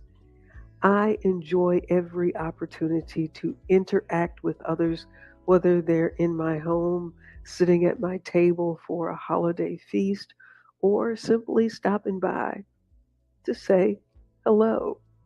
My mother would often tell us, speaking is a sign of intelligence. Open your mouth, part your lips, show a smile, and say hello. Genius is common. A 10-year-old founder of a company. Meet Carter, ladies and gentlemen.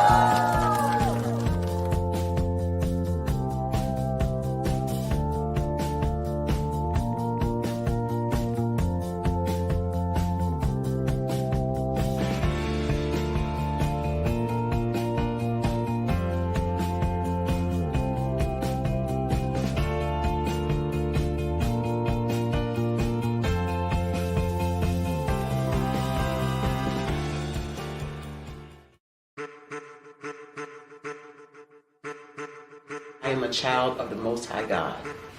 He has gifted me in ways that I could not even imagine and didn't know.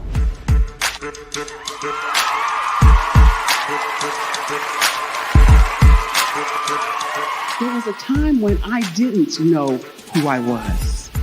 I listened to other people tell me who I should be, what I should do. I listened to people telling me that I should be a boutique owner, that I should be a construction manager, that I should be a laborer.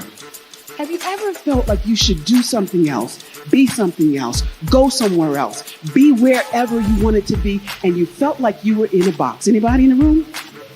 And you couldn't get out? Anybody in the room? And you kept trying to go and go and you couldn't get out? Anybody in the room? But let me tell you, you need to rock the box. Rock the box.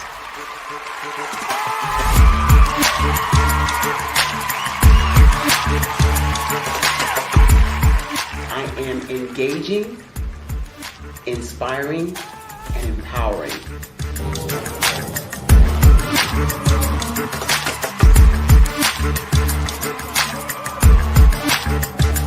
I would give you everything I know. Just by touching you, if I could, by osmosis, give you every single thing I've learned, I've gone through, I know I would. We know that's not possible, but as it is possible, I love to share information with people. Some of you out there, people have told you that you can't be, you can't have, you can't do.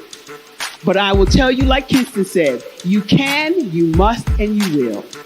If it's to be, it's going to be me. You got to say it. If it's to be, it's going to be. If it's to be, it's going to be. If it's to be, it's going to be.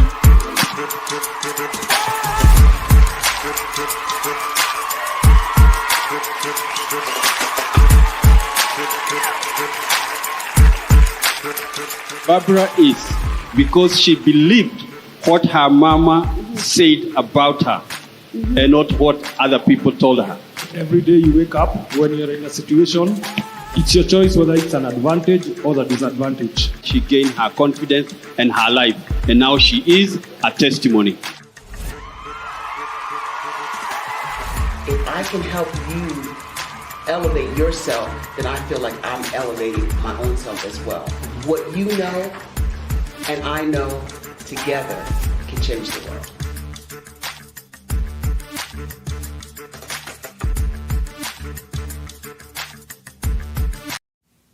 Did you know a typical passenger vehicle that has a fuel economy of about 22 miles per gallon and drives about 11,500 miles per year emits about 4.6 metric tons of carbon dioxide on an annual basis? In order to save this planet we call home, we have to make an immediate change in the way we navigate everyday life. Derrick Automotive is that change. Our ambition is to build full-size, near-zero emission electric drive vehicles that don't rely on the electric grid. Derrick Automotive makes driving an electric vehicle extremely convenient without sacrificing a sleek, modern design that is sure to capture the attention wherever you go.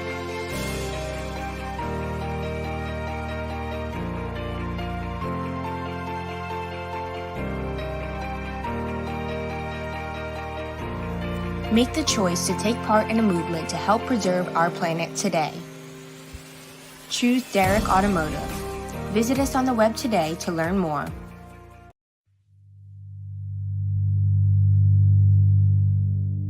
So what we have to do is when we get in the spot, we need to create some spots for us.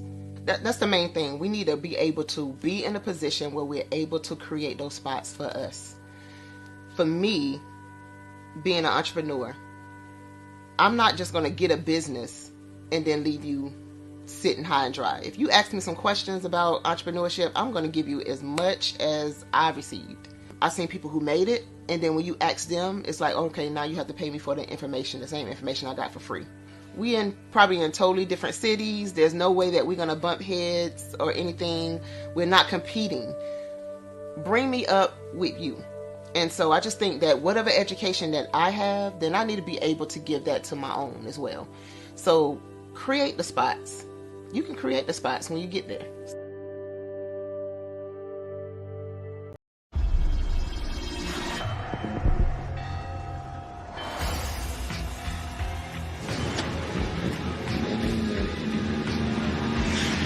La connexion. La connexion.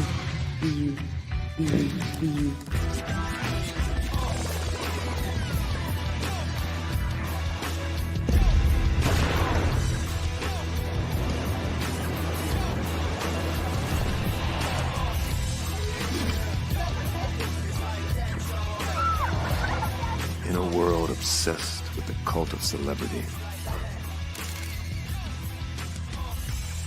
I challenge you not to aspire to anyone else's greatness, but instead strive to reveal and ignite the greatness within you. Are you serious? I totally think that that's it. Hey. No! Hey! To me, sexy is a man that knows who he is and what he wants. He's comfortable. You look at him, you see him, he's just comfortable being himself. And you're like, baby, be you. Be you, baby. Just be you. I like it. Introducing the Be You collection, exclusively available at KMG Fashion Superstore. Hello, this is Israel, and I am CEO of Daydreams Interactive and author of Princess Planet. So, genius is common, and as a kid, I loved to daydream. Even as an adult, I loved to daydream. And when my daughter became 6 and loved princess characters, but we just could not find the diversity that showed her, we created our own characters.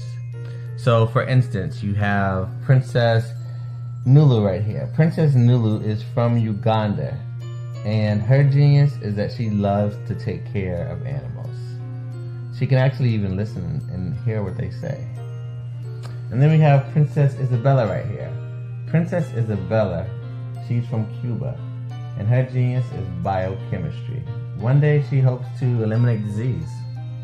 Then we have Princess Nia right here, and Princess Nia is based off of my daughter, and she wants to be the greatest dancer alive.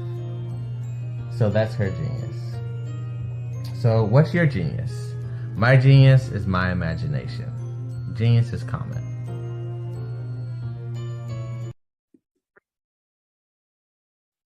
Hello, I'm Dr. Madeline Ann Lewis, President and CEO of the Executive Women's Success Institute. And my genius is helping women accelerate the path to success. You know, I was blessed to have strong women in my life who encouraged, motivated, and pushed me to do my best and to never even think about giving up on my dreams. So I say to women, we must show up to rise up. We have talents and potential, but who will see them if we don't speak up and get noticed? I know that women are a tremendous resource on this planet, and there is nothing more fulfilling than helping a woman tap into her full potential. I do this because I want to be a part of helping as many women as I can to show up, to rise up. I do this because genius is common. Hello, my name is Kiasi Helm and I'm 14 years old. I think my genius would probably have to be setting goals and achieving them. I say this because ever since I was young, I always wanted to be an author, and at age 11, I ended up achieving this. But not only did I end up becoming an author, I ended up becoming a public speaker, a publisher, a business owner, all these great things. The name of my business is Written by Kids Publishing Company. I decided to start this company because I thought it was important for me to help kids my age express themselves through literacy and just achieve their own goals. Because to me, achieving goals is the best thing in the world to feel. It's you just achieving things and aspirations that you set for yourself. And I know that everybody is capable of this, because even if you don't end up achieving the goal, you still tried your best, and that's the most important thing. And everybody is capable of this because genius is common. Thank you.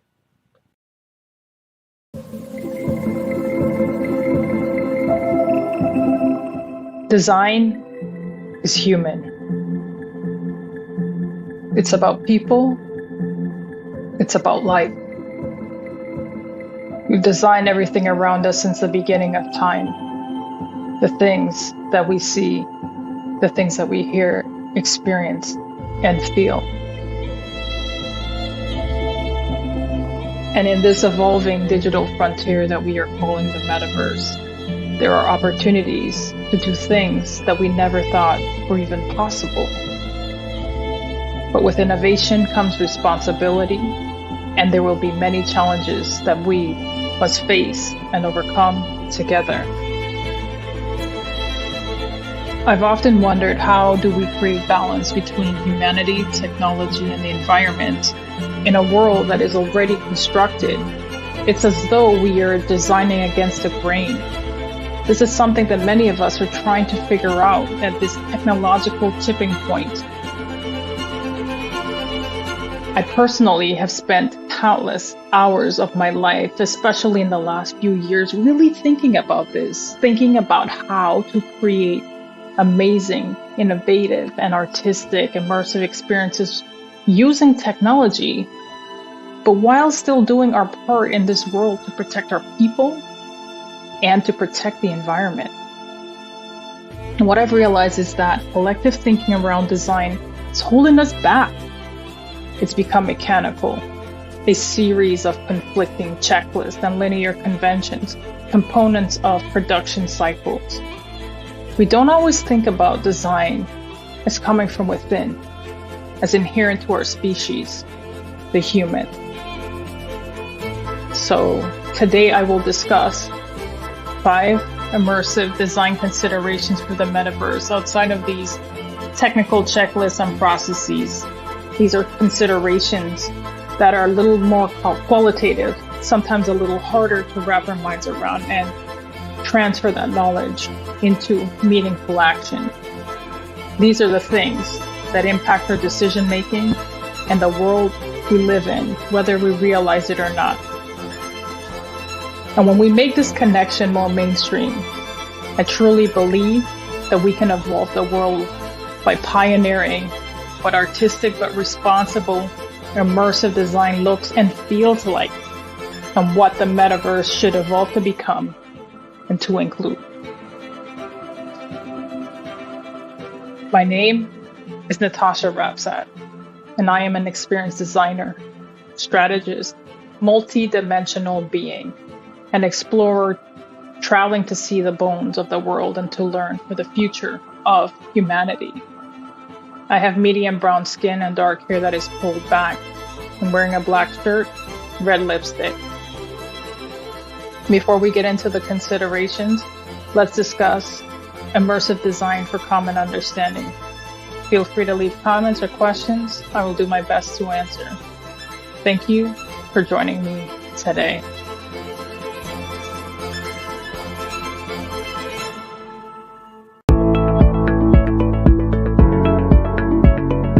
Prepare for what's coming and dominate in economic winter.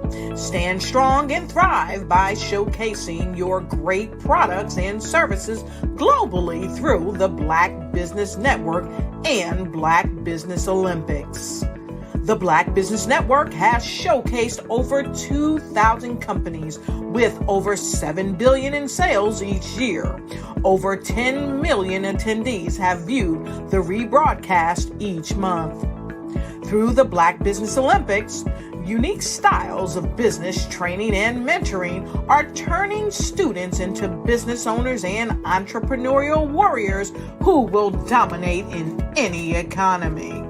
Gain the ultimate advantage of the Black Business Olympics, 7 days of unbelievable topics and speakers speaking around the globe. Donate your time and experience to provide expertise and scholarships to students worldwide and change the world.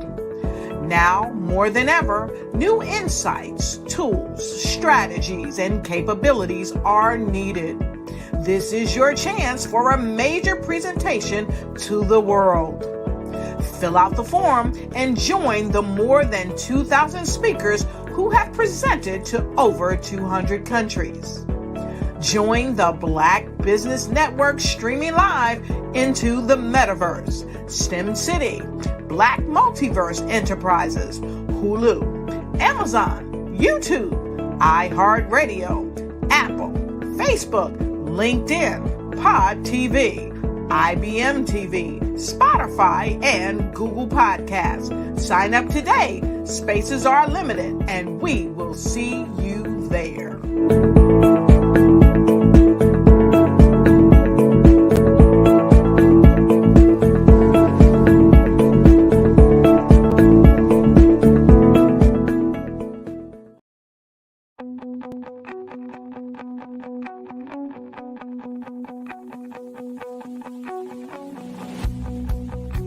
I am Black business. From the moment I wake until the time I sleep. Yes, I am Black business. I am Black business. Tell me, are you Black business? I am Black business. Do you support Black businesses? Listen, I support Black business because I am Black business. Black Business Expo, one of the largest business showcases in the history of Black business in the world. The world! Sign up today at www.blackbusinessexpousa.com or call 919-308-9090. I am Black business.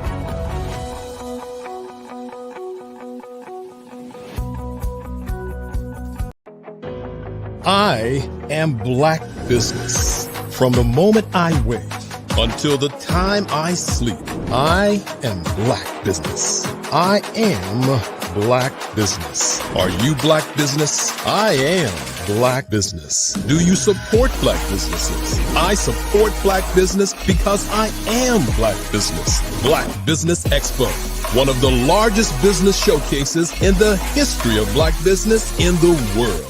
Sign up today at www.blackbusinessexpousa.com or call 919-308-9090. I am Black business.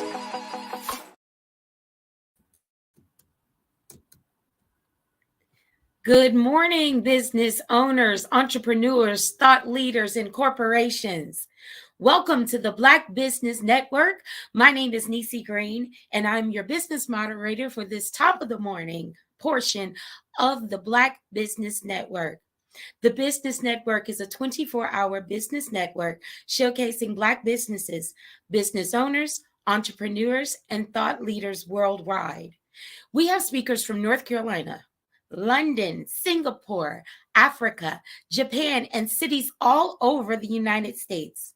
The Black Business Network is a global community sharing its business knowledge to empower, inspire, and educate businesses about business.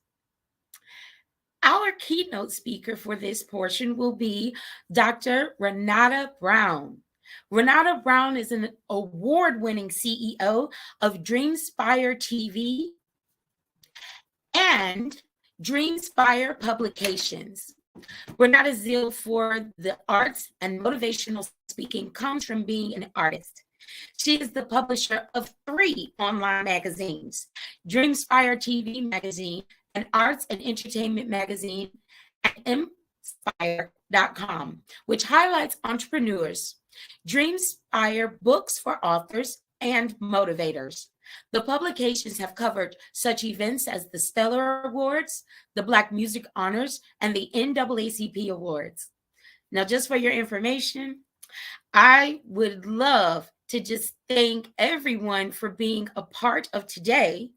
And now I present to you Dr. Renata Brown. Oh, wow.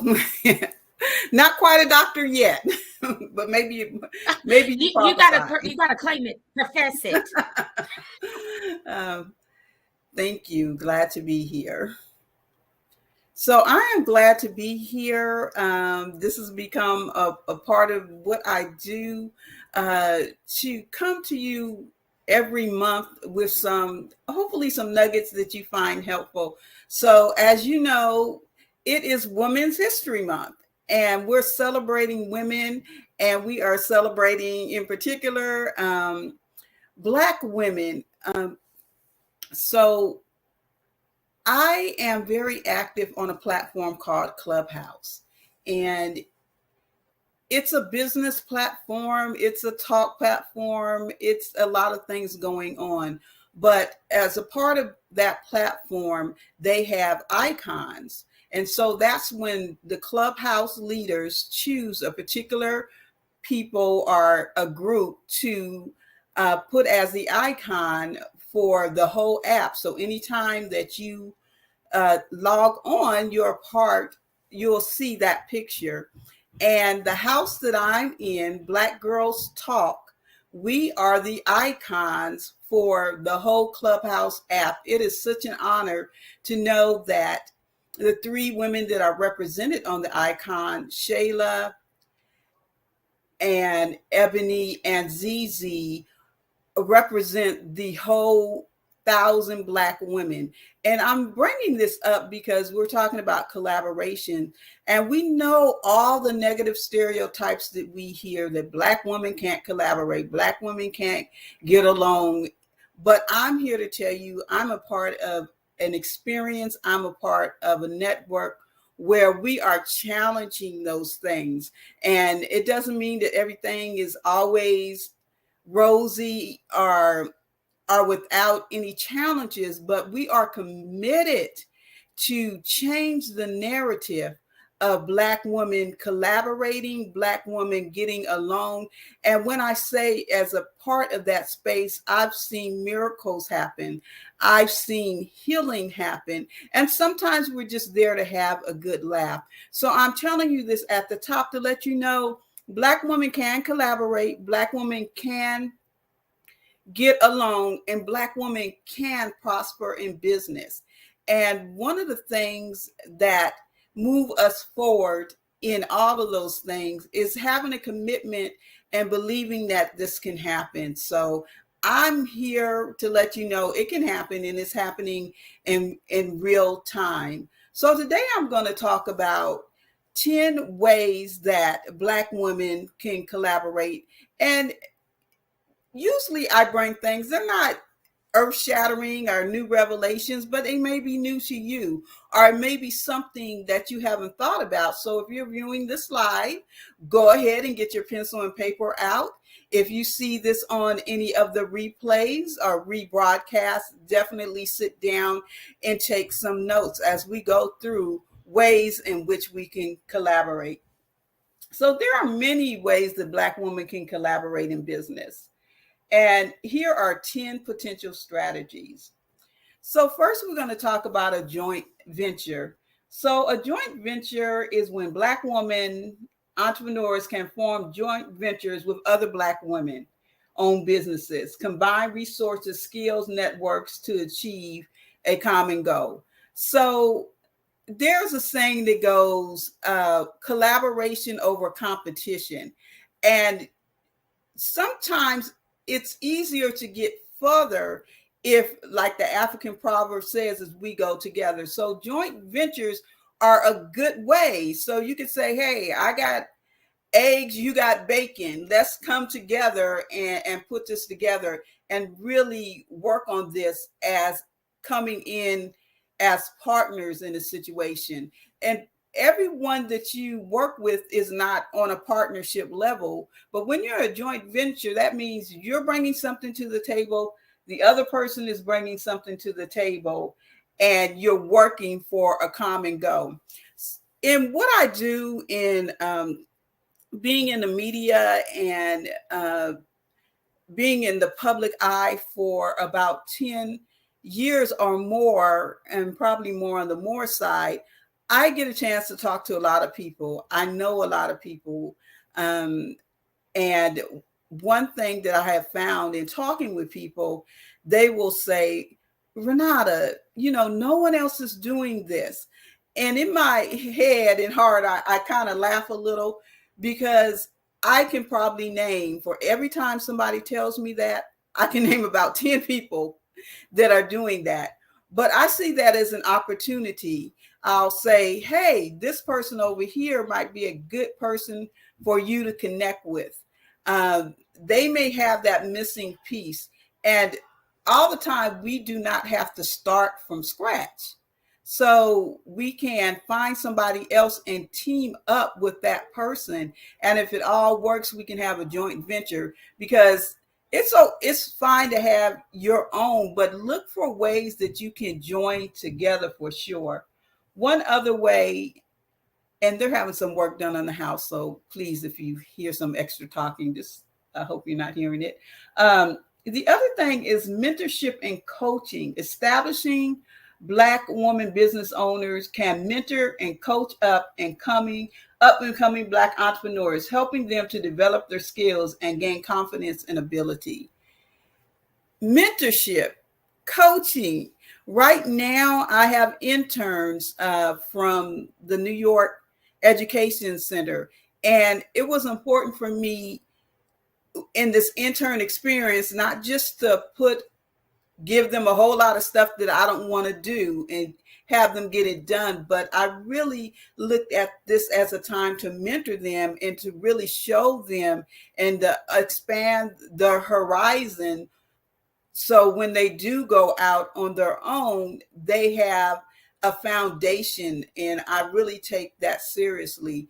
As one of the packages we were watching while waiting to come on was really about let's not gatekeep. Let's not gatekeep.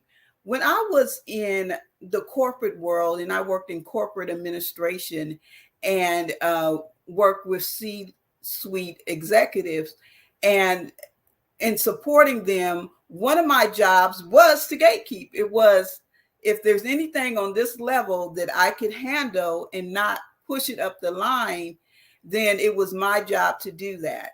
I think sometimes we take that same corporate mentality over into the entrepreneurial world and we gatekeep. We have knowledge that we receive for free, or sometimes we didn't receive it for free, that we can help someone else. And everything does not require a price tag, because you may spend $1 or you may pay someone to do it, but at the end of the day, you may not get the total value as if you had just give it freely.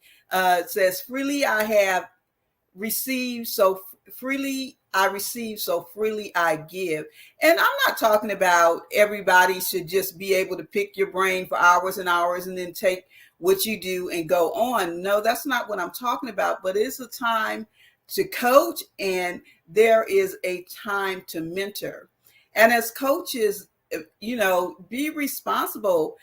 I have a lot of wisdom because I've been on this earth for a while, and I've had a lot of experience because I've been on this earth for a while, but I don't elevate what I do to a coach, even though I could slap the name coach and go on and probably be paid for it and would be worth that. And I'm not saying that's something I may not do in the future, but as a coach, you have to take your responsibility and really learn how to coach people. It's one thing to know something, but it's another to teach somebody how to do it. And a lot of times I find that we may know something, like I have also been a certified graphic designer for a number of years. I went to school for it, and I have been practicing for over 20 years. It's something now that I only do by referral. But I probably forgot a lot of things then, as I say, than most people even know. But everything that I do, if someone wants a simple help on the website, I'm going to show them if I can. But I went to school for it to learn how to do it. And there's certain procedures that you do. And even when we're coaching somebody, make sure that you can not only know what you're doing, but be able to teach it. My clients, at times, they want to do maintenance on their own website, and that's fine. But what may take them 2 hours to do, it's going to only take me 5 minutes. But the bridge between me knowing and teaching is to be able to break down the steps to them so that they know what to do. So coaching and mentoring, helping each other is a awesome way that Black women can combine our resources, combine our skills, and work together. And on the coaching side, on the receiving side, remain coachable. Every day I'm learning more and more. Every day I am learning about things I didn't know about. So one of my new favorite things is Chat GPT. And I tried to keep up with the technology, and there's a lot of things going on. Now I could have just said, this is some new fangled thing that came out. But I said, you know what? It's people are talking about it. Let me look into it and see if it's something that I can integrate in my business and use. And so I was talking, and someone gave me the link and how to operate and be on Chat GPT. And when I can say that if you're not in it, I'm not gatekeeping this secret. If you're not in it, definitely check out Chat GPT, because it can save you a long time. And at the end of this presentation, I'm going to tell you a little secret about Chat GPT that you're going to find amusing for sure. So resource sharing. Black woman enterprise can share resources such as office space, equipment, supplies, and reduce costs and increase efficiency. Big corporations do it, and they have whole buildings that are dedicated to space sharing. If you, we do a lot of in studio, because we have the television shows and the events that we attend. So we do a lot of in studio, but there's times where we may not shoot for a month or so, and we have resources available. So share spaces, cut the expenses, work together when you can. You don't have to be maverick and be out there on your own. We know we have that whole strong Black woman that put your cape down, have coffee, and share resources where you can, definitely to reduce costs. Even on my magazines, we have spaces that we want to shout out other magazines, and we have directories where we want your business to be in. So use those opportunities, because you never know, it might just be that one shared experience or that shared opportunity that might open the door to something totally on the next level of your business. So don't be afraid to share, for sure. Strategic alliances. Be strategic in business and that complement each other, and creating mutually beneficial relationships that expand influence. Let me tell you, a good friend of mine, he told me some years ago, make sure that you position and leverage. I'm going to say that again, position and leverage. On LinkedIn, I have about 7,700 connections, but every one of those connections are intentional. Before I send out an invitation or receive an invitation or accept it, I look at and say, how does that person fit into my network? And there's two ways you fit into my network. You're going in the same direction. Now, when you go into the same direction of something, that means you can either be behind or ahead.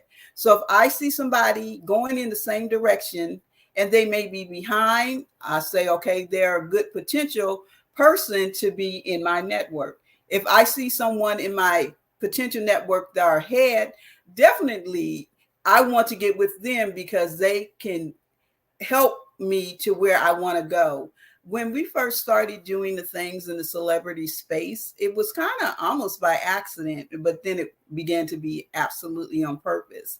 What we did when we've got some of our first celebrity interviews, what I did, I sent out emails, I contacted publicists and say, look, we had so-and-so on the magazine and we would love to have you. You would be in good company. And so that's how we leverage, that's how we positioned ourselves and leveraged ourselves onto red carpets, on to doing major interviews with people like Dr. Knowles, Beyonce's father, doing interviews with people like Tamela Mann and so many others, because we took those positions and we leveraged. So as when we collaborate together, make sure that you're collaborating with people that are going in the same direction. So they're going to either be behind you or in front of you, but as long as you're going in the same direction, then you can link up together. You can find some mutual beneficial ways. I don't accept invitations for people that are not going in the same directions, because it's not just a numbers game. It's not just to say, oh, I have 7,700 connections, or I have 10,000 here, or 5,000 here and there. That's all well and good, and but make sure that those connections are intentional, so that you can move and there can be some interaction, not just collecting people. I made up in my mind, it's probably been almost 5 years now, that I would stop collecting numbers, because it's so easy for us to check numbers.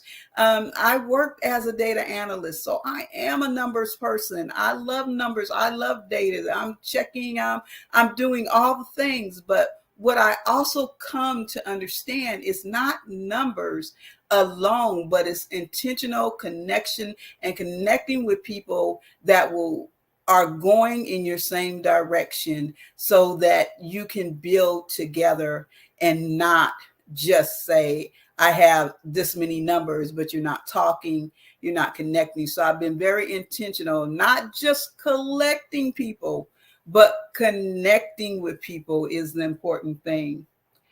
And hold on one second. I'm going to scroll my little document down. So cross promotion. And that's what we're doing on this platform.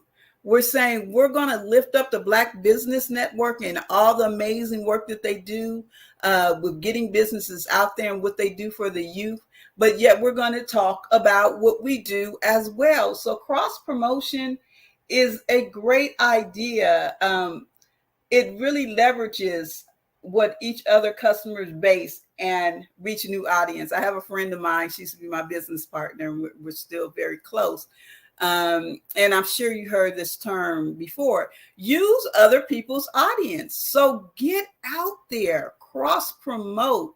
A lot of people have opportunities such as this, and they pass them by. They're looking like, okay, what is it in it for me? What is it worth my time? And they may not see it right up front.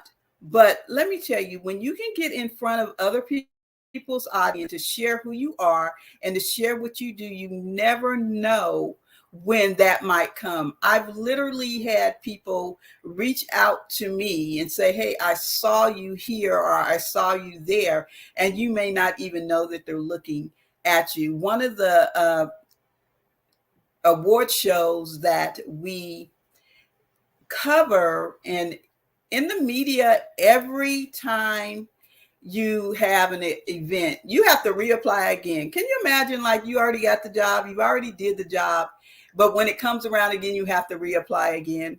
That's how it works in the media. Every time you have to definitely reapply again for every time you're on that red carpet. And so you want to build up those relationships. So when it comes time to reapply, people already know who you are. You already have gone and shown. And one of the major red carpets that we've been blessed to get a few years running are the Stellar Awards. And I was actually contacted by somebody from the Stellar Awards early on, and they said, we know you're not the biggest, okay? So don't think you have to be this big, giant corporation before you can make meaningful connections. They said, but we like what you do. We see what you do. And that's all about showing up. That's about collaboration. That is about being on other people's platforms. That is about giving that voice and showing up in those spaces. and promote each other's business. And back in the day, it was all about that bartering. So we had to barter. We had to say, hey, you know, I got eggs, you got milk. So don't be afraid to barter, because sometimes what we do, if we barter our time and barter our knowledge, definitely we can get it back in some unexpected ways. So I want to just stand on this point a little. Collaborate, show up, cross promote, give people love, give people flowers, definitely. One of the things we want to do is networking. I can't even tell you enough how networking is important. A lot of times we get comfortable and we stay in our same circles. We do the same thing with the same people. And guess what's going to happen? We get the same results. So make sure that you network,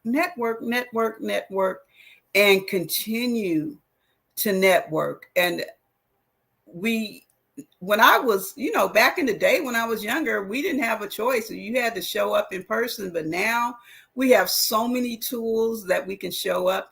And of course, through the pandemic, we learned that you need to be efficient on using these tools and showing up. So you need to make sure that you're networking. How I got my interns is because I went to, was a physical networking event. And then of course the pandemic happened and they did a lot of virtual network and a lot of email network. And I'm going to say, I know sometimes we get tons and tons of emails and we get off of people's email lists or we say unsubscribe. But if you were interested in them in the beginning, there was something that attracted your attention that you got on the list in the first place. And so don't just automatically unsubscribe or delete those emails, because if you were intentional in connecting with them, be intentional and keep connected, because there might just be that one email that they send that you can take an opportunity. And that's how I got my interns, is that I kept the emails, even though I didn't go to a lot of the events or hook up, I still kept them on my email list. And I saw something that piqued my interest. And now I have an opportunity for my business to have 2 or 3 interns year round. And so I just think, wow, what if I would have unsubscribed or deleted? So if you have connections and you are networking, sometimes just drop, hey, how you doing? Keep in contact. Send that newsletter, do that personal reach out in text, because you never know where networking can take you and what opportunities and collaborations. I always laugh and I tell the story a lot. One week, I was literally 3 people tried to introduce me to people I already knew. And so what that told me is, hey, I'm out there. People, I'm in various different circles and my network is wide. They say it's 6 degrees of separations, but sometimes I can tell you my degree of separation is 0.01, not many. But get out there, get out in different circles. Don't get too confident or comfortable in the space that you are at, for sure. And join different associations. Now, this is something that I need to do more of. And I'm going to take ownership of that in real time. I need to take more time to actually join different associations. There are so many different associations that you can join, and that is the great places to find like-minded people and also get certifications that you need or get further education and that you need. And some of them are free and some of them have membership dues, and that's all good. But don't forget your Chamber of Commerce, your Black Chamber of Commerce, different clubs and groups that make sense that you can definitely be a part of. So definitely join some of your local associations, because that can be a good place to get new leads in what you're doing. Okay, my mouses are acting a little up here. Okay, and community engagement. Get involved. Get involved. Volunteer your time and take a sister with you. Get behind a good cause and share that with, because one of the best experience that I had is I was volunteering with the group that I met through a local charity here, the Hank Stewart Foundation. If you're in Atlanta and you have children, check it out. They do amazing work and they don't charge the kids anything. So definitely shout out the Hank Stewart Foundation. But through volunteering for them, I had an opportunity to volunteer at the HBCU. It's a pageant. That's probably not the correct name of it. And I got a chance through that experience to sit in the room with Ambassador Andrew Young and hear him speak and hear really some industry titans speak. I was there to volunteer and to help, and we definitely did that. But as a part of that, they were, hey, you can come in here and sit in here and to listen. And the people that I was volunteering with, even getting to know them, they were amazing people with powerful women that were doing amazing things. So definitely take the time out to volunteer, to be a part of these organizations, to be a part of the different groups that you have an opportunity to do. So we're just going to do a quick recap. I think my time is almost up. I asked that they give me a little heads up in the chat so I won't be cut off when my time is. But here are the ways. So we went over joint ventures.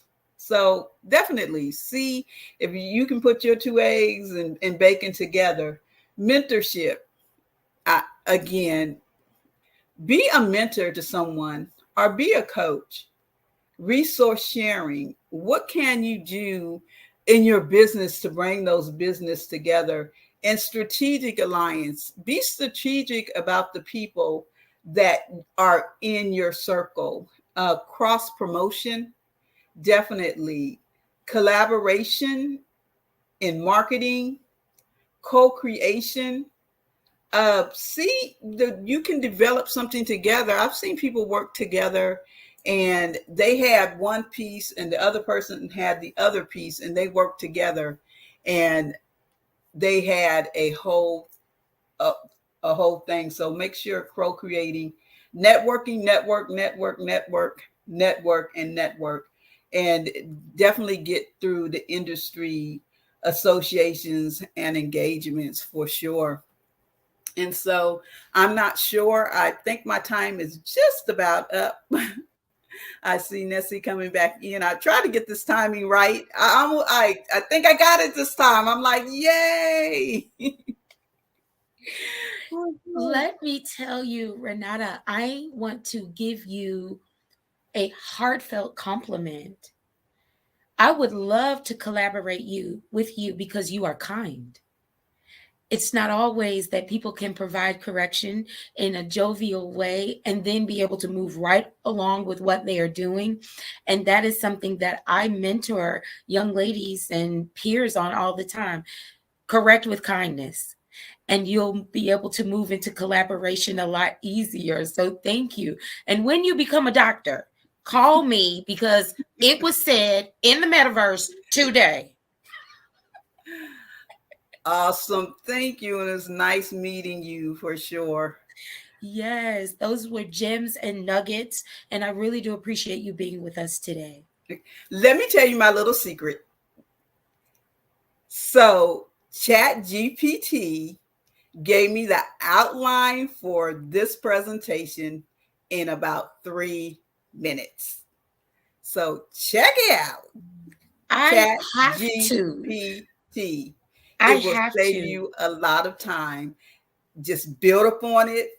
They gave me the talking points and I was able to build upon the presentation. So that's my little secret. And my big circle was remain coachable. So I'm really, really into learning right now. And so that was amazing. Thank you for being with us today. You're welcome. Have an awesome day. You as well. I'd just like to make sure that everyone is aware the Black Business Expo's mission is to raise funds for high school seniors going to college or K through 12 entrepreneurs. This expo is a fundraiser for students, and you may go to www.blackbusinessexpousa.com to donate to the scholarship fund, or use the Cash App that's on the screen below, $BBXUSA. Our goal is to give laptops and up to $5,000 to 10 students.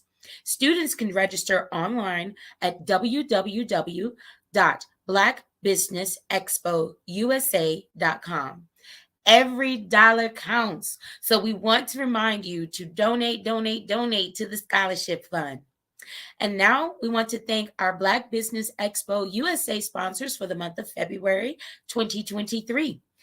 North Carolina 100, Moody Capital Partners, Suede Soul, Lotus Richey Coaching and Training, Carolina, Virginia Minority Supplier Development Council, Step Management, Barbara H. Smith, LLC, Margie McLean Foundation Incorporated, Genius is Common, Earth Essentials, Milani Shani Global, Executive Women's Success Institute, The Quality Coaching Company, Superwoman Business Services, Creative Force Studios, Lee Entertainment, Artistic App Design, Black Business Expo USA.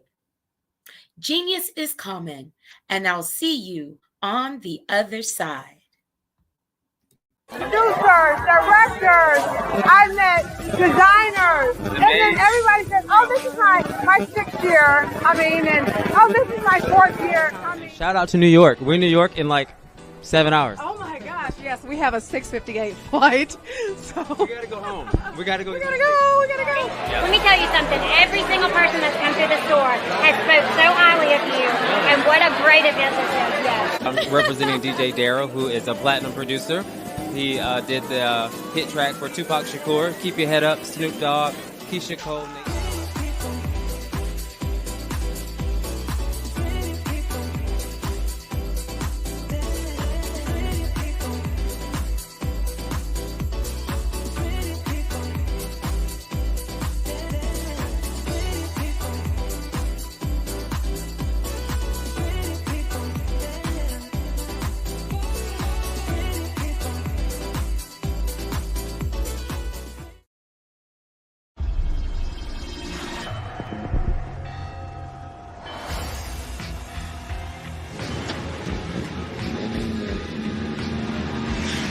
La connexion. La connexion.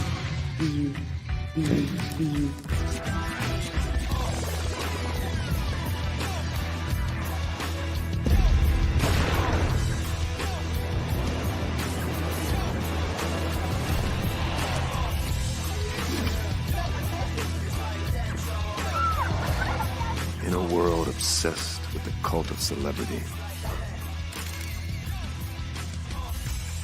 I challenge you not to aspire to anyone else's greatness, but instead strive to reveal and ignite the greatness within you. Are you serious? I totally think that's it. Hey. No! Hey! To me, sexy is a man that knows who he is and what he wants. He's comfortable. You look at him, you see him, he's just comfortable being himself. And you're like, Baby, be you. be you, baby. Just be you. I like it. Introducing the BU collection, exclusively available at K&G Fashion Superstore.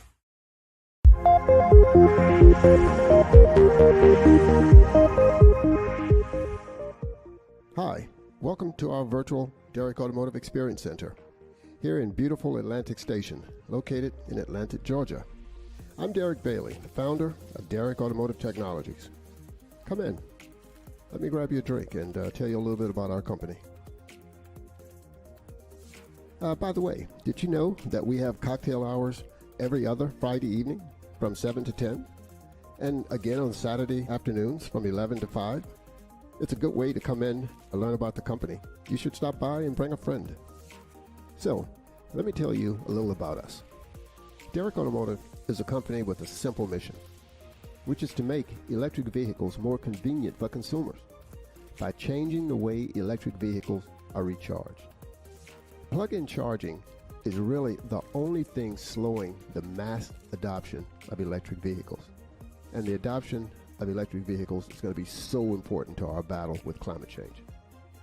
Derrick Automotive has a practical solution, which is to put a small generator that we call the Proteus into our vehicle. The Proteus' sole function is to convert fuel into electricity. But here's the key.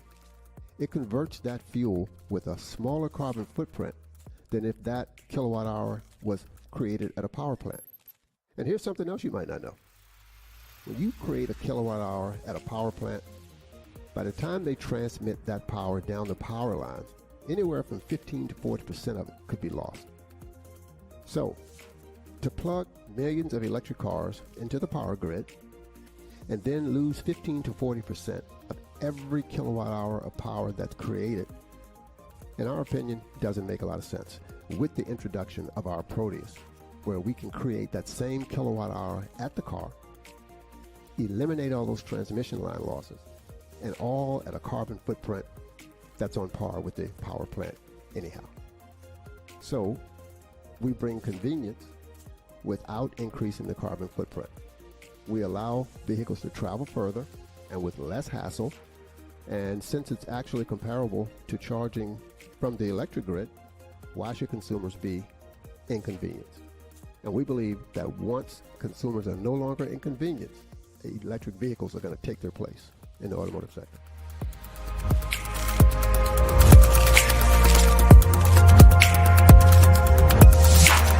I'd like you to imagine with me, if you will, opening an app where you can collaborate with like-minded individuals from around the world, get inspiration and in-app tools to launch and grow your business, as well as share your knowledge and earn compensation, all in one app. Well, the name of that app is Truso.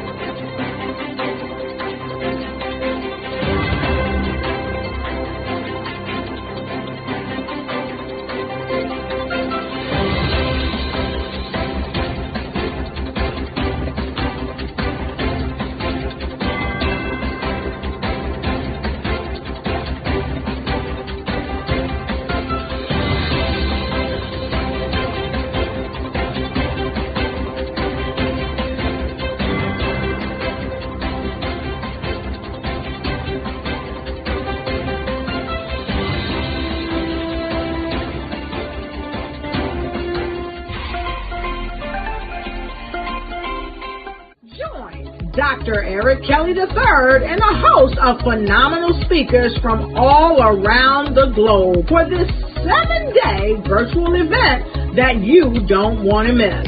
The mission of the Black Business Expo is to raise scholarship money from kids all the way from high school, all the way from college. The Black Business Olympics is one of the largest Black business showcases in the world. It is an opportunity for businesses and companies to showcase their businesses globally. We are going to be giving away laptops up to $5,000 away to students. Again, I'm Olivia Appleberry, the founder of 2 Cents Finance and one of the speakers for the expo. I am so excited to see you there. For more info, go to www.blackbusinessexpousa.com or call 919-308-9090 and hope to see you there. I am black business. From the moment I wake until the time I sleep. Yes, I am black business. I am black business. Tell me, are you black business? I am black business. Do you support black businesses? Listen, I support black business because I am black business. Black Business Expo, one of the largest business showcases in the history of black business in the world. The world! Sign up today at www.blackbusinessexpousa.com or call 919-308-9090. I am black business. I am black business. From the moment I wake until the time I sleep, I am black business. I am black business. Are you black business? I am black business. Do you support black businesses? I support black business because I am black business. Black Business Expo, one of the largest business showcases in the history of Black America in North Carolina. Sign up today at www.blackbusinessexpousa.com or call 919-380-9090. I am black business. I am black business. From the moment I wake until the time I sleep, I am black business. I am black business. Are you black business? I am black business. Do you support black businesses? I support black business because I am black business. Black Business Expo, one of the largest business showcases in the history of Black America in North Carolina. Sign up today at www.blackbusinessexpousa.com or call 919-380-9090. I am black business. I am black business. From the moment I wake until the time I sleep, I am black business. I am black business. Are you black business? I am black business. Do you support black businesses? I support black business because I am black business. Black Business Expo, one of the largest business showcases in the history of Black America in North Carolina. Sign up today at www.blackbusinessexpousa.com or call 919-380-9090. I am black business. Join Dr. Eric Kelly III and a host of phenomenal speakers from all around the globe for this 7-day virtual event that you don't want to miss. The mission of the Black Business Expo is to raise scholarship money from kids all the way from high school, all the way from college. The Black Business Olympics is one of the largest black business showcases in the world. It is an opportunity for businesses and companies to showcase their businesses globally. We are going to be giving away laptops up to $5,000 away to students. Again, I'm Olivia Appleberry, the founder of 2 Cents Finance and one of the speakers for the expo. I am so excited to see you there. For more info, go to www.blackbusinessexpousa.com or call 919-308-9090 and hope to see you there. Tell me, are you black business? I am black business.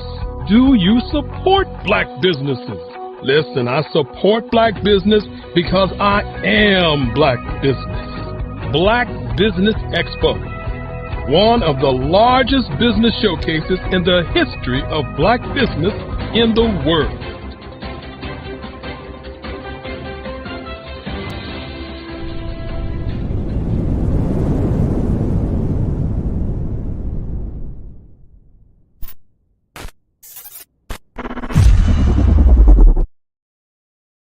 Green, and I would like to welcome you to our next presenter, Mastering the Art of Communication, Dr. Tandra Price. Dr. Price is the founder of multiple networking communities focused on serving and supporting women. As a sales professional with 20 plus years of experience, Ms. Price has trained hundreds of entrepreneurs to master the skills to develop relationships, build and create and monetize opportunities that result in residual income through plugging into the power of networking. She has worked alongside some of the most influential multi-million-dollar leaders in networking marketing industries. I would like to welcome to the stage Dr. Price. Hello, hello. Thank you so much. I'm glad to be here. Thank you, Mrs. Green, for that amazing introduction. Welcome. Thank you so much for joining us today. Yes.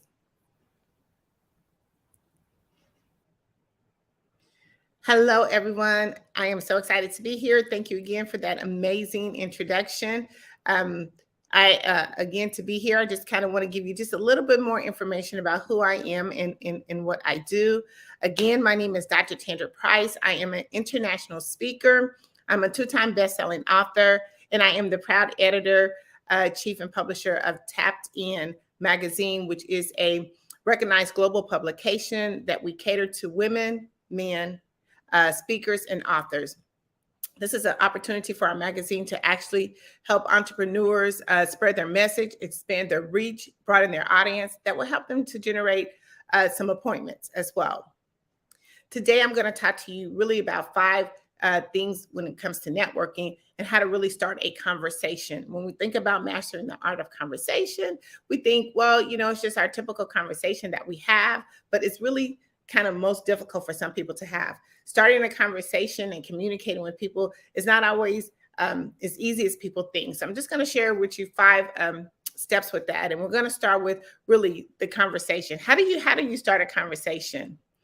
And what I realized is that approximately every 2 minutes worldwide, a conversation is taking place. Now, I don't know if you kind of realize that or kind of really think about that, the process of that, but really 2 minutes, every 2 minutes, a conversation is starting. And that can either be through, you know, email, phone calls, social media, different platforms, or even a face-to-face. There's a conversation taking place. And we want to make sure as we're mastering the conversation that, you know, we can be able to have an effective and efficient conversation with someone, but also at the end of that conversation, be able to generate either a referral, a lead, or get an appointment at the end. But I want to share with you just kind of a few tips real quick when we're thinking about starting a conversation. Of course, we always do the traditional way of starting a conversation is just to introduce ourselves, maybe give a firm shake hand. And normally when we do that, it's normally in kind of a professional setting. But there's also that other way. This is when we actually are just out and about during our normal day, and we come up to somebody and we say hello. That's really kind of the beginning of the conversation. But how do we keep the conversation going? One of the ways we kind of keep the conversation going is always starting with a compliment. And that's just kind of something that we do when we meet somebody for the very first time. We say, hello, you know, how are you doing? And then normally in order to keep the conversation going, we always kind of find something in common or something that can generate another a way of entering into the conversation. And it's normally through a compliment, which is really, really good. Another way that we can kind of keep the conversation going when we very first meet someone, whether it's in a professional setting or just a casual setting, is to always ask a question. We always tend to think that asking a question kind of maybe leads into some type of sell opportunity, but it doesn't. Starting a question, asking a question is just another way to enter into a conversation that can lead to more conversation or keeping the conversation going. Another real way to start a conversation is always asking advice. People love to be so helpful. Just think, if you ask someone for advice, it kind of gets them in a conversation engagement as well, but they love to be helpful. Say, for instance, I know a lot of times I shop all the time. And so I'm always in the store asking, do you think maybe this blue shirt would look cute or this red shirt would look cute? And I'm asking someone next to me, again, just to kind of start the conversation. And then they're always giving a response back, because it's like, how can I not answer the question because they're asking me for advice or what my suggestion of what I think. Another way is to start a conversation is always make an observation. I mean, look around our surroundings and see what we can talk about that can generate a conversation. I had a good friend of mine that I actually met that is now one of my clients and that has actually been featured in my magazine. I met him at the gas station. I went up, I was pumping my gas one day and just observing what was around me, asked the gentleman a question and led from there.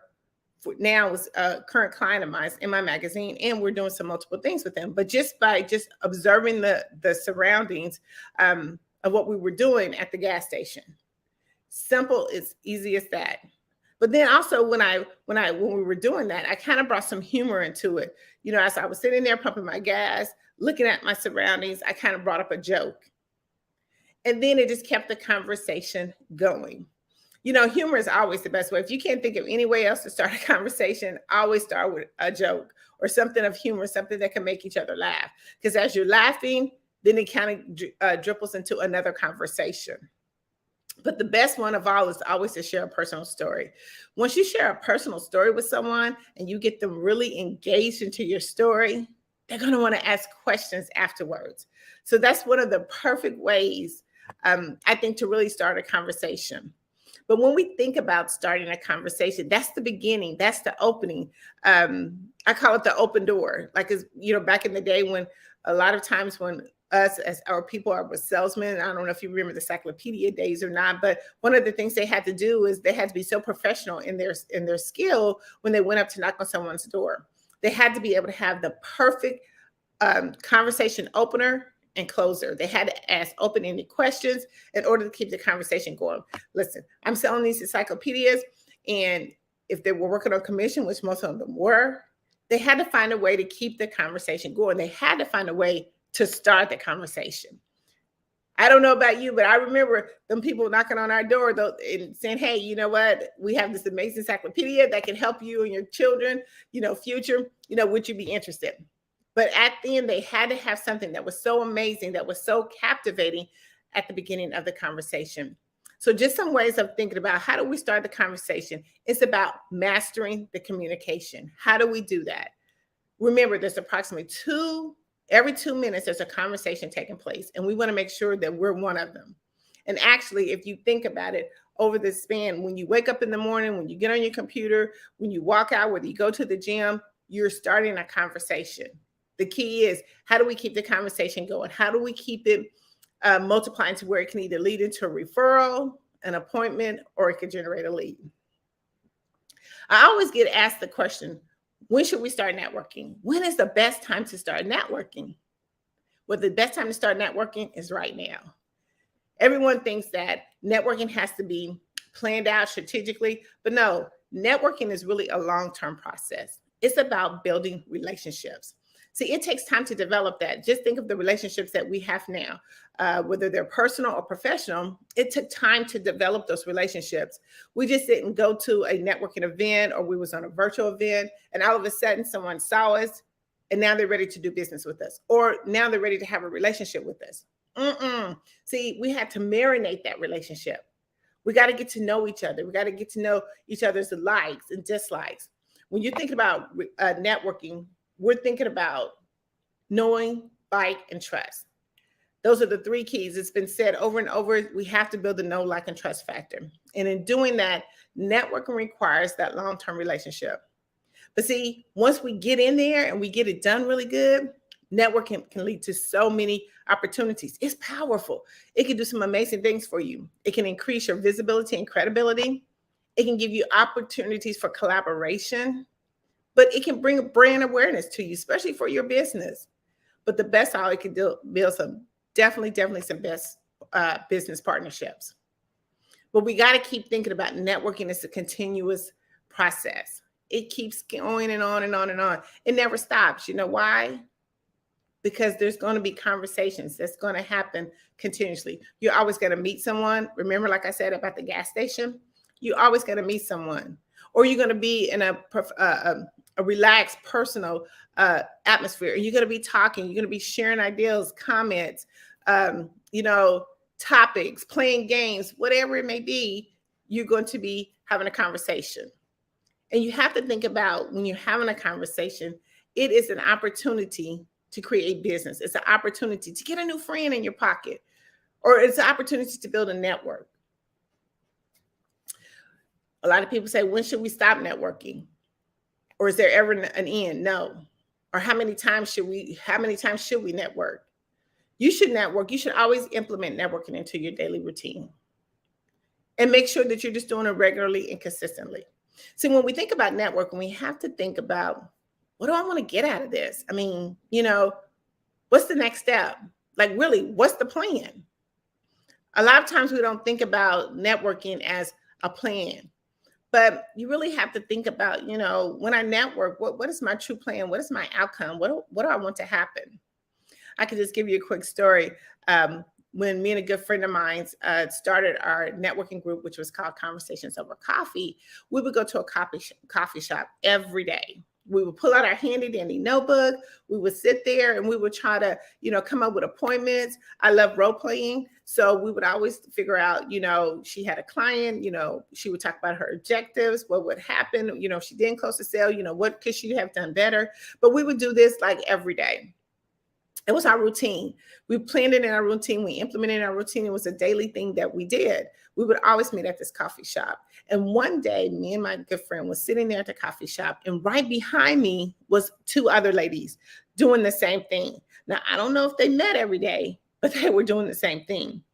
So as we were sitting there talking, and I was like, you know what? I'm going to, want to be able to give an atmosphere where women can come together and collectively do the same thing we're doing. I mean, let's brainstorm together, because being an entrepreneur, it's like a village. It's a family. It's a village. We have to be able to work together. But when we work together and we can consistently come together, bring our ideas, tips, resources. I mean, we can pull from that resource bank. I mean, look how powerful, look how good we would be able to be and be able to make so many collaborating partners. So as we were sitting there, we were talking and we were sharing ideas. I was kind of giving her some different ideas and tips of what she could do for her next client. She was giving me some as well. 3 days later, we go back to the coffee shop, me and my good friend, and we're just sitting there having our coffee, doing our same normal thing, just doing what we do. The lady came into the coffee shop and she says, "Oh my God, I have been looking for you." She says, "I came to this coffee shop the day after I saw you, and I've been coming here ever since until I saw you, until you were here." And I said, "Oh my goodness," kind of frightened me a little bit because I didn't know, someone coming out of Clear Blue just saying, "Oh my God." But the moral of the story is, she said, the tips that you gave your partner, I used those tips with my client, and I was able to close a $5,000 deal. Wow. That was powerful. See, because what we did is we took that networking strategy about when do you network, how do you network? We took that networking strategy, and just between me and my partner, we were sitting there, but you never know who's listening to you, who's working, who needs that same resource and tips. So when she actually said that, I said, "Oh my goodness, come on over, sit down and have a cup of coffee with us, because I would love to know exactly what you did and how you did it." And from there, she is still my client today. We're still really good friends till today. We talk on the phone with each other. We share information. She has an event, but it's the power of building that relationship. We started there. Remember when I said networking? It's a long-term process where you build relationships. And from there, we spin off to a relationship, and we do so many things together today. But when do we start? We start now. You never stop. Make it a part of your daily routine. Figure out ways how you can, collaborate, be visible. That is so huge. Even with our Tapped In magazine, one of the things that we do is we make sure that entrepreneurs are visible, that they're getting their message spread out. We're finding different ways to broaden their audience, to reach more people. And we could do that. But I always say, what's the plan? What's next? What's the plan? So let's talk a little bit when you go into a networking event. How do we make that effective and efficiently when you're there at the networking event, whether it's virtual or in person? I always say, when you decide to go to a networking event, what are you really looking for? What do you want to get out of that?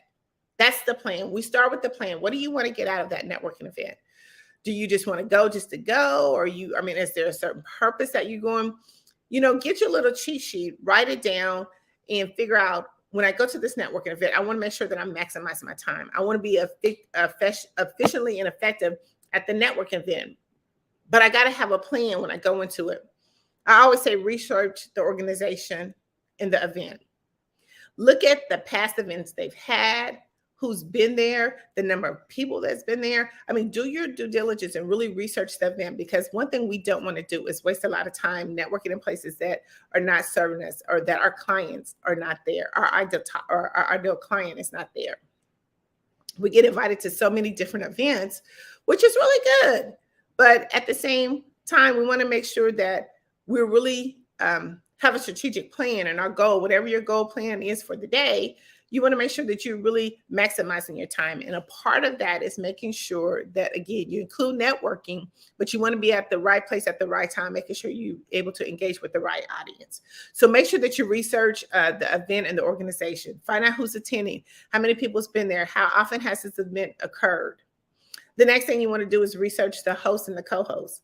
Now, with the technology, we can research, we can do a lot of research. You can look at Facebook, Instagram, LinkedIn. Look at who the co-host and host is. Find out how many times have they actually hosted this event, or who else has hosted the event. A lot of times when events are put together, they either have a Facebook page and they ask you to join that Facebook page group, but it also has a list of previous events that they've been to. So you want to take time to just, look and see who that, because when organizations or events actually have a host and a co-host, it's because they have a big influential base. And when they have that base, then you want to see if some of your ideal clients or some of those are part of their influential leaders, or are part of their group. So you want to make sure you take the time to do that, because again, you're going to know who's going to be there based on the co-host and host. Next, you want to actually just find out, again, out of that group, is it your ideal clients going to be there? We have to stop wasting time. I always hear all the time, networking doesn't work for me. It just doesn't work. I go to these networking events, nobody responds to me. Nobody does, want to connect with me. First of all, networking, you're not going there to sell. You are not going to a networking event to sell. You're going to a networking event to build relationships, or to make relationships, to make a connection. So the first thing that happens when you go to a networking event, a lot of people tend to just start selling, but no one is ready to hear that selling. See, we have to pay attention and we have to listen when we're networking, because if you listen, if we do more listening, less talking, you will find out exactly if that person fits your niche or fits your particular product or service. Because the best thing that you can do at a networking event is give a referral. If nothing else, you can give a referral, because that person is going to remember you from the referral that you gave them. But it's about building a relationship, finding commonality. When I talked before, about asking questions, being observant. Figure out a little bit of different other niches besides going in there selling, because the first thing when you start selling, you automatically turn that prospect off. So make sure that you're not wasting your time and that your ideal client is there. Next, when you go to a networking event, have an idea of, I want to at least walk away with 5 new prospects, or 5 new referrals, or 5 new relationships. You want to walk away with at least 5, because one thing I do find is when you go to a networking event and you don't have a plan of at least how many people you want to walk out of the room with, then it's kind of a waste of time. And I'm going to talk a little bit further about, engaging in the event, but you want to make sure that you walk out with at least 5 people, or 5 referrals, 5 contacts. And then once you do that, you want to have a follow-up plan. Now, because we have, again, technology right at the palm of our hands and we have our handy dandy cell phones, you can get an appointment right then and there. So if you meet 5 people, you should walk away with 5 appointments. How? Real easy. After you talk to someone at a networking event, say, oh my God, I would love to connect with you on LinkedIn or Facebook or Instagram. Most times just think that's a normal conversation right now. That's a normal conversation started when you meet somebody and you guys are kind of not really, you could be engaging or, kind of sort of getting there. But I hear it all the time, especially with the young generation. Oh, let me get your Instagram. Or are you on Instagram? Let me get your Instagram handle. We have to do that same thing when we're thinking about networking. So if you're at a networking event, oh, you're on LinkedIn, let's connect on LinkedIn, especially if you're at a professional setting. Now, if you're doing it on virtually, on camera, please make sure that you're putting your information in the chat. And the best way you can do that, one of the moderators or the hosts of I always say, go to the chat, put your information in there. We would love to connect with you. You will realize that a lot of people don't do that, but that is the best way right there to get 5 contacts. If you're on virtual, you can get easily 5 contacts. And I'll go a little further with the virtual, but you can get 5 contacts easily just in that chat. But make sure that you have a follow-up process after that. You have to have a follow-up process.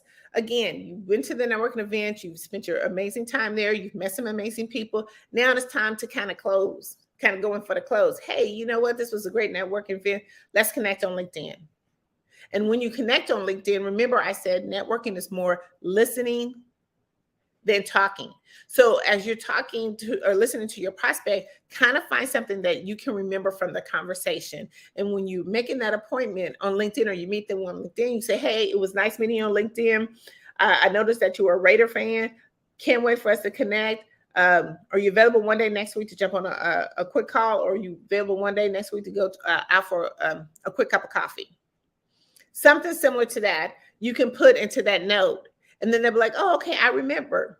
Because prospects love it when you listen. You have to be more of a listener than a talker because it's all about them and not about us. I want to talk real quick about, when you get into these events, whether it's virtual or in person, how do we really engage at the event? I want to tell you there's 5 people when it comes to networking events. First of all, when you come into a networking event, I know a lot of times it can be intimidating, but to ease the pressure from you and not letting it be so intimidated, I'm going to give you 5 ways of how you know where you need to be at or who you need to connect with in the networking event. So the first one I like to call is attention grabbers. Some people call it socialites, but I call it attention grabbers. Those are the people of the networker that are always outstanding, outgoing, always making the biggest noise in the corner. So when you walk into a room, you do that 360 Pimmerang view, and you'd be like, okay, in this corner, I have the attention getters. Because you know why? Because they're talking loud. They're making a bunch of noise. People are getting people are looking over there to see exactly what they're doing. Those are called attention getters. Okay, because hey, look at me. I'm over here. Come over here to my little circle, my little group. Then you have those observers. People who just kind of sit back. They're more like the experts in the room. They're just sitting back with their hands crossed. They're more the observer. They can be like, yeah, okay. Been here, done that before. Then you have your buffet eaters. Okay. You have your buffet eaters. Those are the people that come to the networking event and just strictly want to eat and drink. Like if you come into their space, they'll be like, they're not talking to you about business. They're not talking to you about, getting to know you. They'll be saying, oh my God, have you tried these hors d'oeuvres? Have you tried these snacks? Oh my God, they have amazing drinks. I call them the buffet eaters. Then we have the walkers, or I call them the connectors. Those are the people who's always walking around the room and they know just about everybody in the room and they can connect, they can make a connection. I mean, I don't know if you've ever been to a networking event and you've seen somebody, let me introduce you to here. Let me introduce you to there. Now, those are good people to have, or those are good people to be when you think about doing that 360 room. I mean, I might want to be one of them walkers because guess what? If I'm a type of person that don't want to really talk, or it's hard for me to start that conversation, if I go with one of those walkers, I know that they're going to connect me with somebody. Remember, they always say when you go to a networking event, I always carry a buddy or have a wingman with you. So you can kind of take, again, the pressure off of you.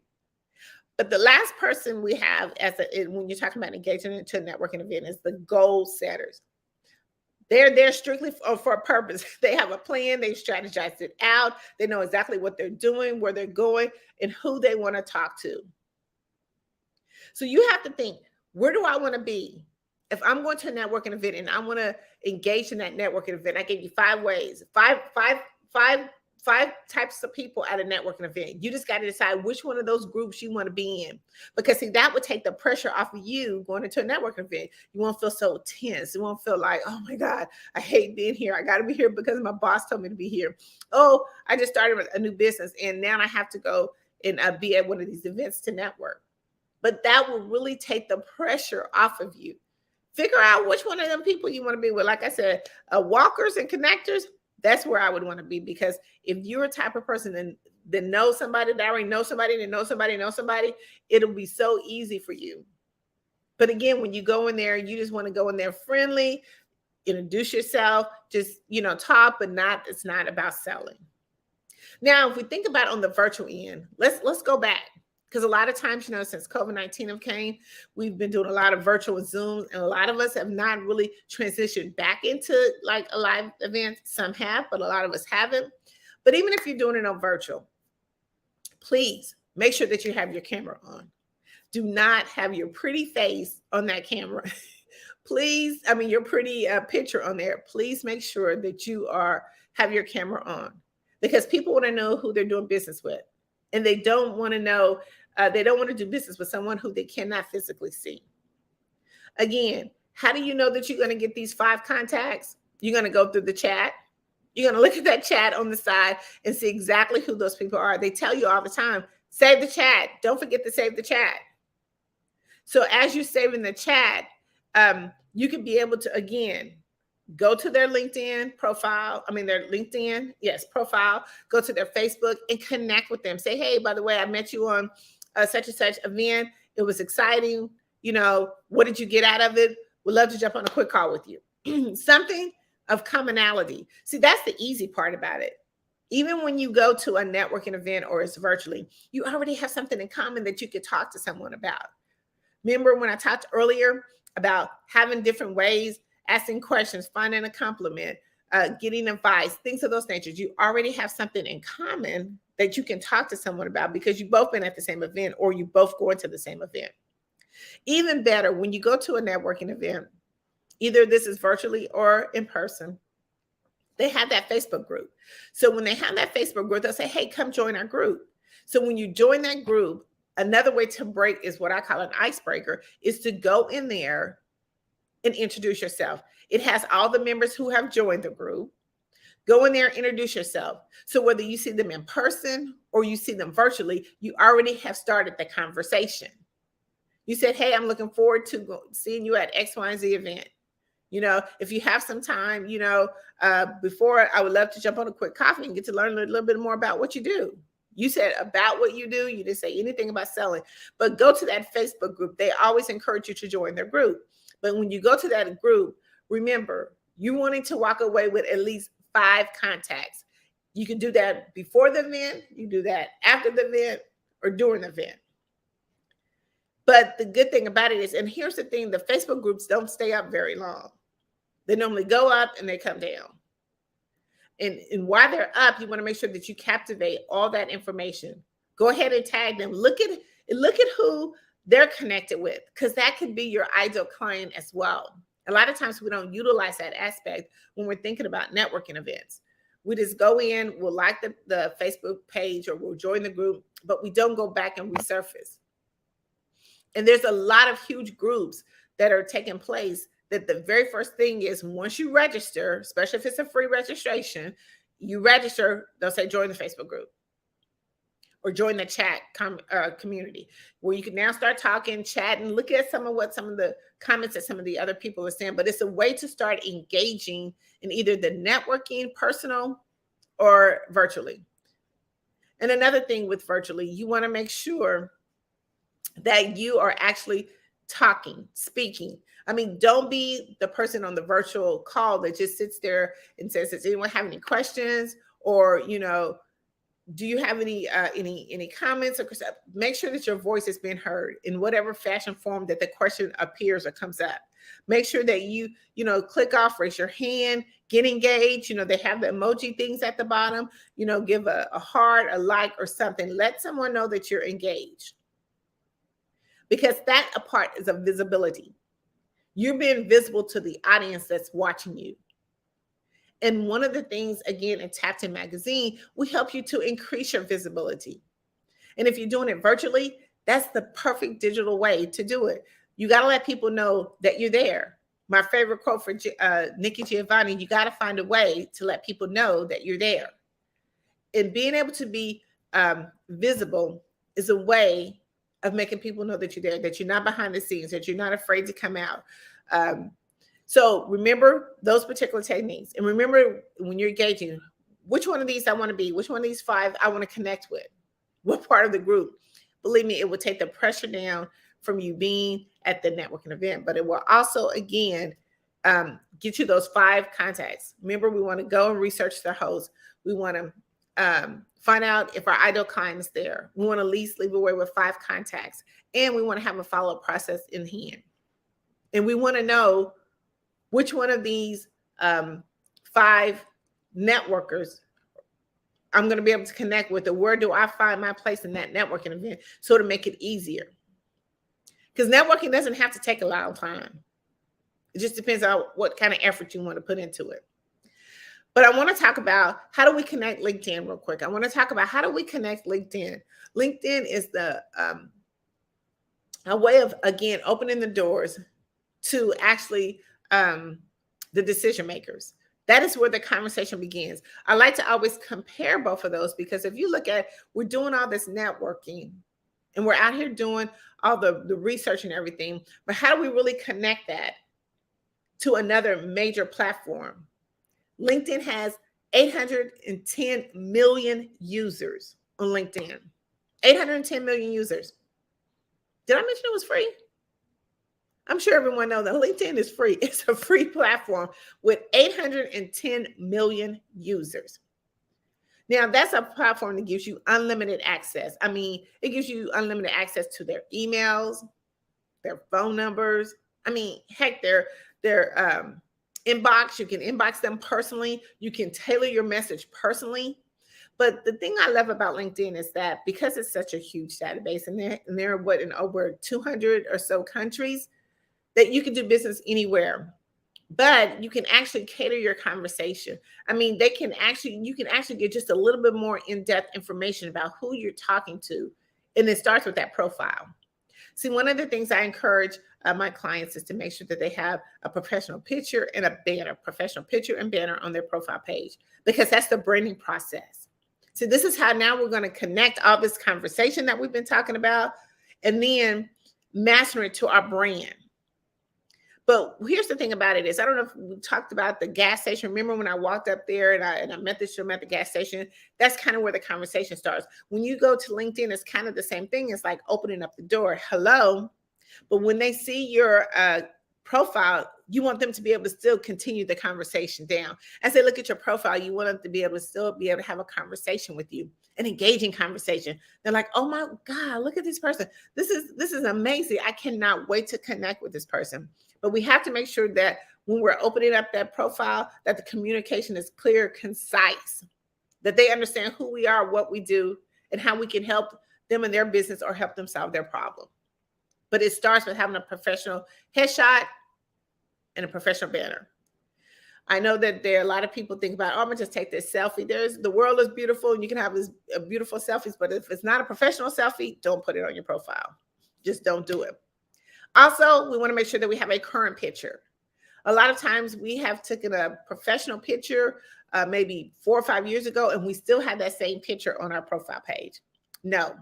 Just like I'm going to go back to the gas station. When I met that gentleman and I talked to him, he saw me in person as I am today. And when people do business with you, they want to be doing business with the person that they see today. So make sure that you keep your information updated and current. It's just like anything you would do on Facebook or Instagram. You have to make sure that you keep it updated. And also, when we're talking about updating, you got to make sure that you keep your contact information updated. That is huge. A lot of times when a professional comes onto your page, they're not going to, if they can't find your information or if your information is not correct, they're not going to go to any other social media. They're just not, because their time is more valuable. They're going to be thinking that you really don't want to do business if you cannot get your information updated. So that includes your phone number, your website. If you have any type of videos, anything of that nature, you want to make sure that you keep it updated. You want to make it easy as possible for someone on that platform to be able to connect with you. Remember, we want to open up the doors of communication, and we want to, when they open up that door, when they click on that profile, we want all of our information to be current. We want everything to be spot on. And now we want to talk about even at the highlights. Just think, when you look at your LinkedIn profile, another way, if you've done something amazing, in that little strip where it says highlights, you could put videos, posts, things of that nature that you have done. So when people look at your profile, a lot of times they may not look at the about section. They may not go any further down. Some do, some don't. But if you can give something real quick to them that they can see right at the beginning of who you are and what you do, then they're more apt to make an appointment with you. They're more apt to call you. They're more apt to send the information to you, say, hey, can I connect and be a part of your network? So in doing that, make sure that it's all professional. You put in some nice professional videos. Your post is very professional. It tailors to what you do and how you can help those. But it's easy highlight. Because see, what happens is when you get ready to make a post out, you want to make sure that your post is professional. But what happens is it's just like any other algorithms. It doesn't stay there, not unless you get enough impressions in enough comments. And we could talk about that at a later time. But you want to make sure that you make it so easy for a prospect on LinkedIn to find you or to connect with you. We want to make sure that we use the keywords in our description. Things that, if you're looking to be for someone to whatever industry that may be in, go search the industry. Go search that industry and look at some of the other people's profile. Look at some of the keywords that they're using. So now you can use that into your introduction. A lot of times we don't take the time to do the research. We have to do the research and make sure that when we're actually putting ourselves out there, we're branding ourselves. This is a part of our brand. And we have to be consistent with our brand as we go through LinkedIn, but make sure that you put that information out there. But do your research. Look at other people. I'm trying to get into this industry. What are some of the key things? Let me go through about maybe 5 or 10 people and see what some key things that they're talking about. See if that's something that relates to what I'm doing, and pick out some of the key words to it. Next, as we talking about posts, you want to make sure that that your post is engaging, is asking a question. Remember, we talked earlier about networking and how do we engage in that? It's the same way with LinkedIn. We always have to constantly keep the communication going. Networking is constantly. LinkedIn is a part of networking. Figure out ways to engage. Figure out ways to ask that question. Get advice. Do a survey. Do a poll. Do something to get your audience or your network to engage with you. Make it irrelevant. Make it valuable. Make it something that is current. Something that they'd be like, I never thought about. Get them curious. I mean, and even at the question could be the polls. What do you think about X, Y, and Z? How many people would do this? Or how, there's different ways you can make polls, but just get the information to where they're communicating with you. Now, I always talk about in LinkedIn, when you're talking about communication and networking, we want to be able to generate some leads. And that's why a lot of time people on LinkedIn do not want to use LinkedIn, because they feel like it's not as effective for them. But if you have a platform that has 810 million users on it, it's beneficial for you. But you just got to figure out the ways to do that. And Tapped In Magazine and their community can help you do that. But one of the things I say, when you actually are going through your feed, you open up your feed in the morning, you'll see tons of LinkedIn things going on. What you want to do is just whatever you find that's irrelevant, you want to like, comment, and share. We hear that all the time. When someone asks you to come onto the platform, they say, would you like, comment, and share this video? Share this out with someone. And that's what we want to do. Even on LinkedIn, you want to like, comment, and share. The good thing about it is, here's how we're going to start the conversation. Once you like and share that comment, and whatever your comment is on that post, it immediately goes to that person's feed or to their notifications. Once it goes to their notification, they're going to take the time to open up your window, open up that door of your LinkedIn profile and be like, like, I'm curious, you know, the fact one that you made a comment. And when you make a comment on someone's LinkedIn, we're getting rid of the emojis. Get rid of those emojis, the 100s, the hearts, you can include that into your comment, but do not just leave, you know, a heart, a thumbs up. Get rid of those emojis, because that's not showing the prospect that you're trying to connect with that you took the time to look at their profile, that you took the time to look at their message. You want to make sure that you're really putting some thought into the comment that you're leaving. Believe me, they will love it. They will see that you took the time. And even when you're looking at someone's profile before you get ready to make a comment, I mean, take a time to look and see what they have. Look and see, you know, what they like, what their interests are, who, and how you do that is you're going to be able to tell by the type of post that they've liked. It's really easy to find out all their activity on LinkedIn. You could go in there, find out, you know, who they've liked, who they've posted, who they've shared. And then that can give you kind of a gauge to see if this is your ideal client, if this is somebody your products or services can help. Or if not, you can look at the type of people that are connected to them and say, you know, they have X, Y, and Z in their profile. I mean, that are a part of their network. I wonder if they wouldn't mind doing a soft introduction for me.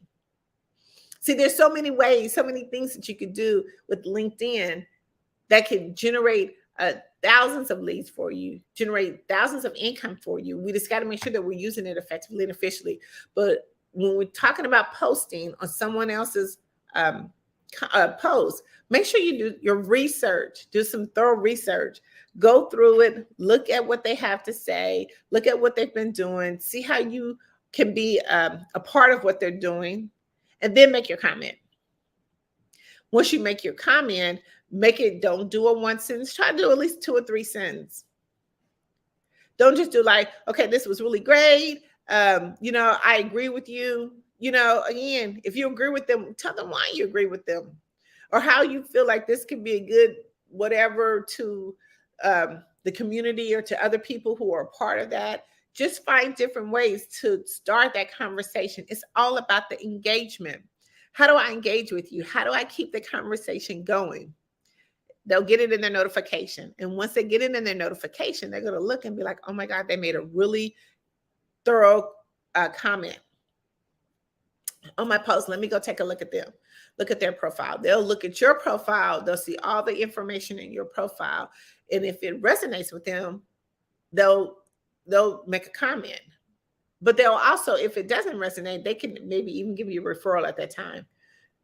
The conversation is going to go back and forth. They'll say, thank you for, you know, commenting on my post. I really appreciate it. They'll give you those 2 or 3 line sentence. And you know when somebody's looked at your profile without just giving that emoji, that thumb up, is because they took the time to make a 2 or 3 line comment. See, when people take the time to look at what we're doing, it's so important. You definitely want to keep them in your star profile in your LinkedIn.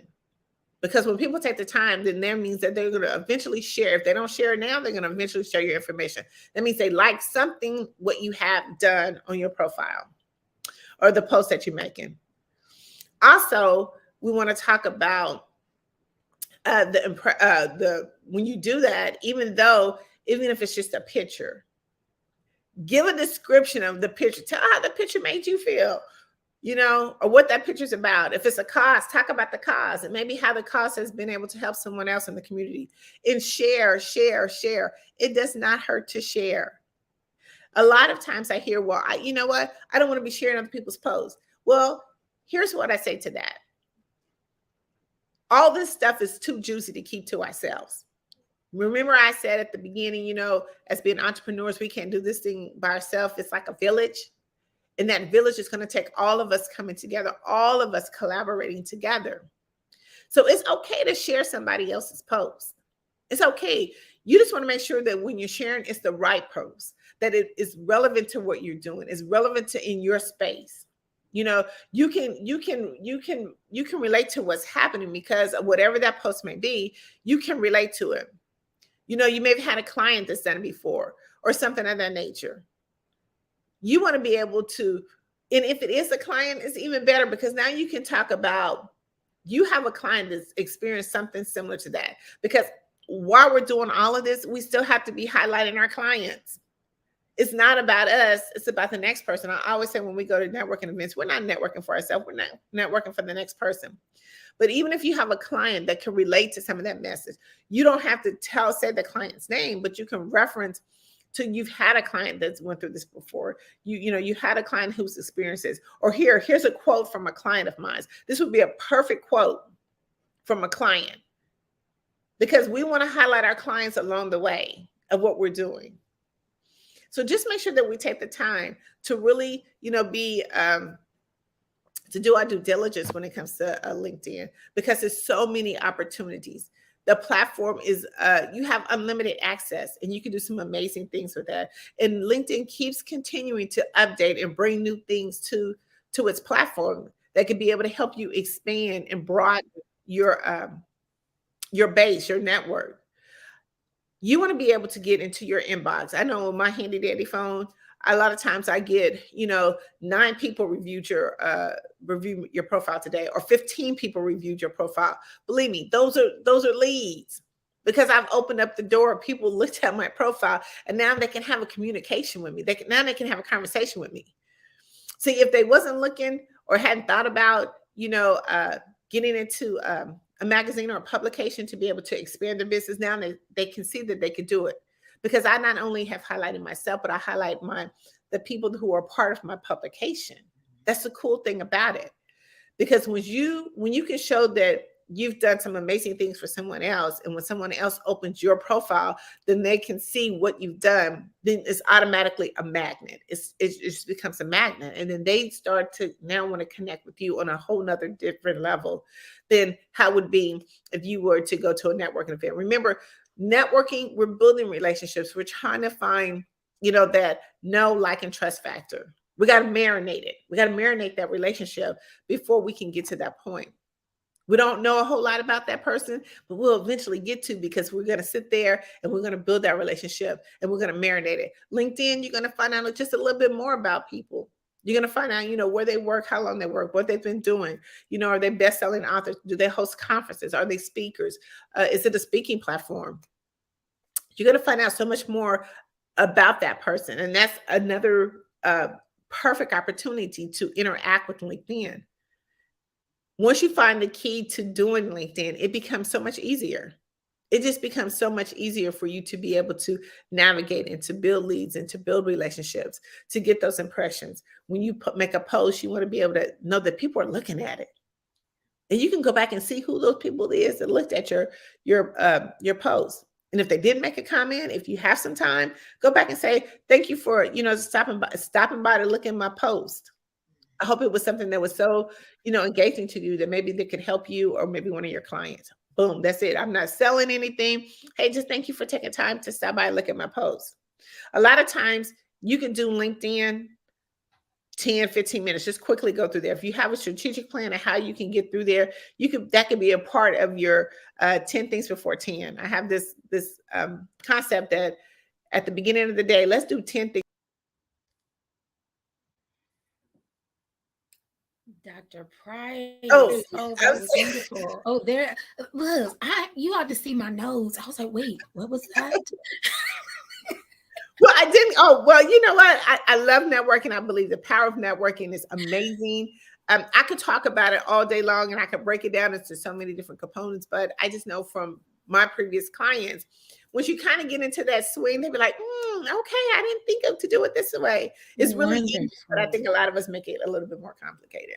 Well, you've done a wonderful job. Again, information that we will be applying to our current strategies. And Dr. Price, I really do thank you so much for being a part of this day. Yes. I would just like to leave one comment. Again, like I said, I am the editor-chief and publisher of Tapped In magazine. You can definitely reach me. We do every other month subscription, again, like we do for men, women, speakers, and authors. We're looking coming up for Mother's Day. We would love to be able to highlight some beautiful, amazing women entrepreneurs. But go to tappinmagazine.org. That's TAPIN magazine.org. Thank you. Genius is coming. I will see you on the other side, everyone.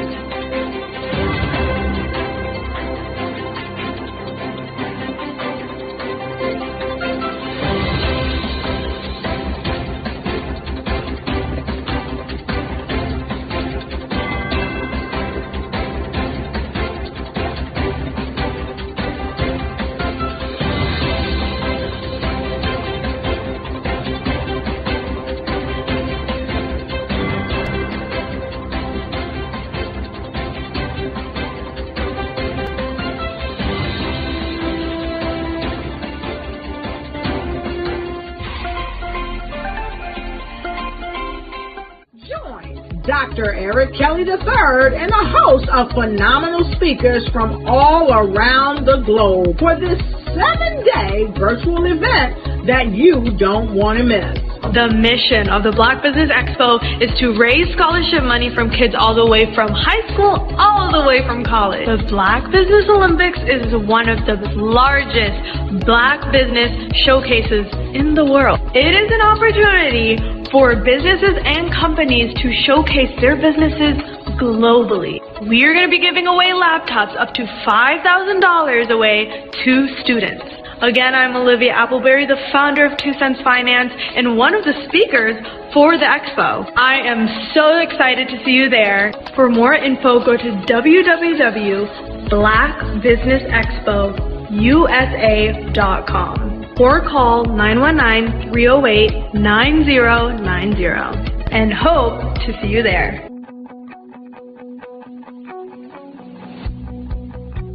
I am Black business. From the moment I wake until the time I sleep. Yes, I am Black business.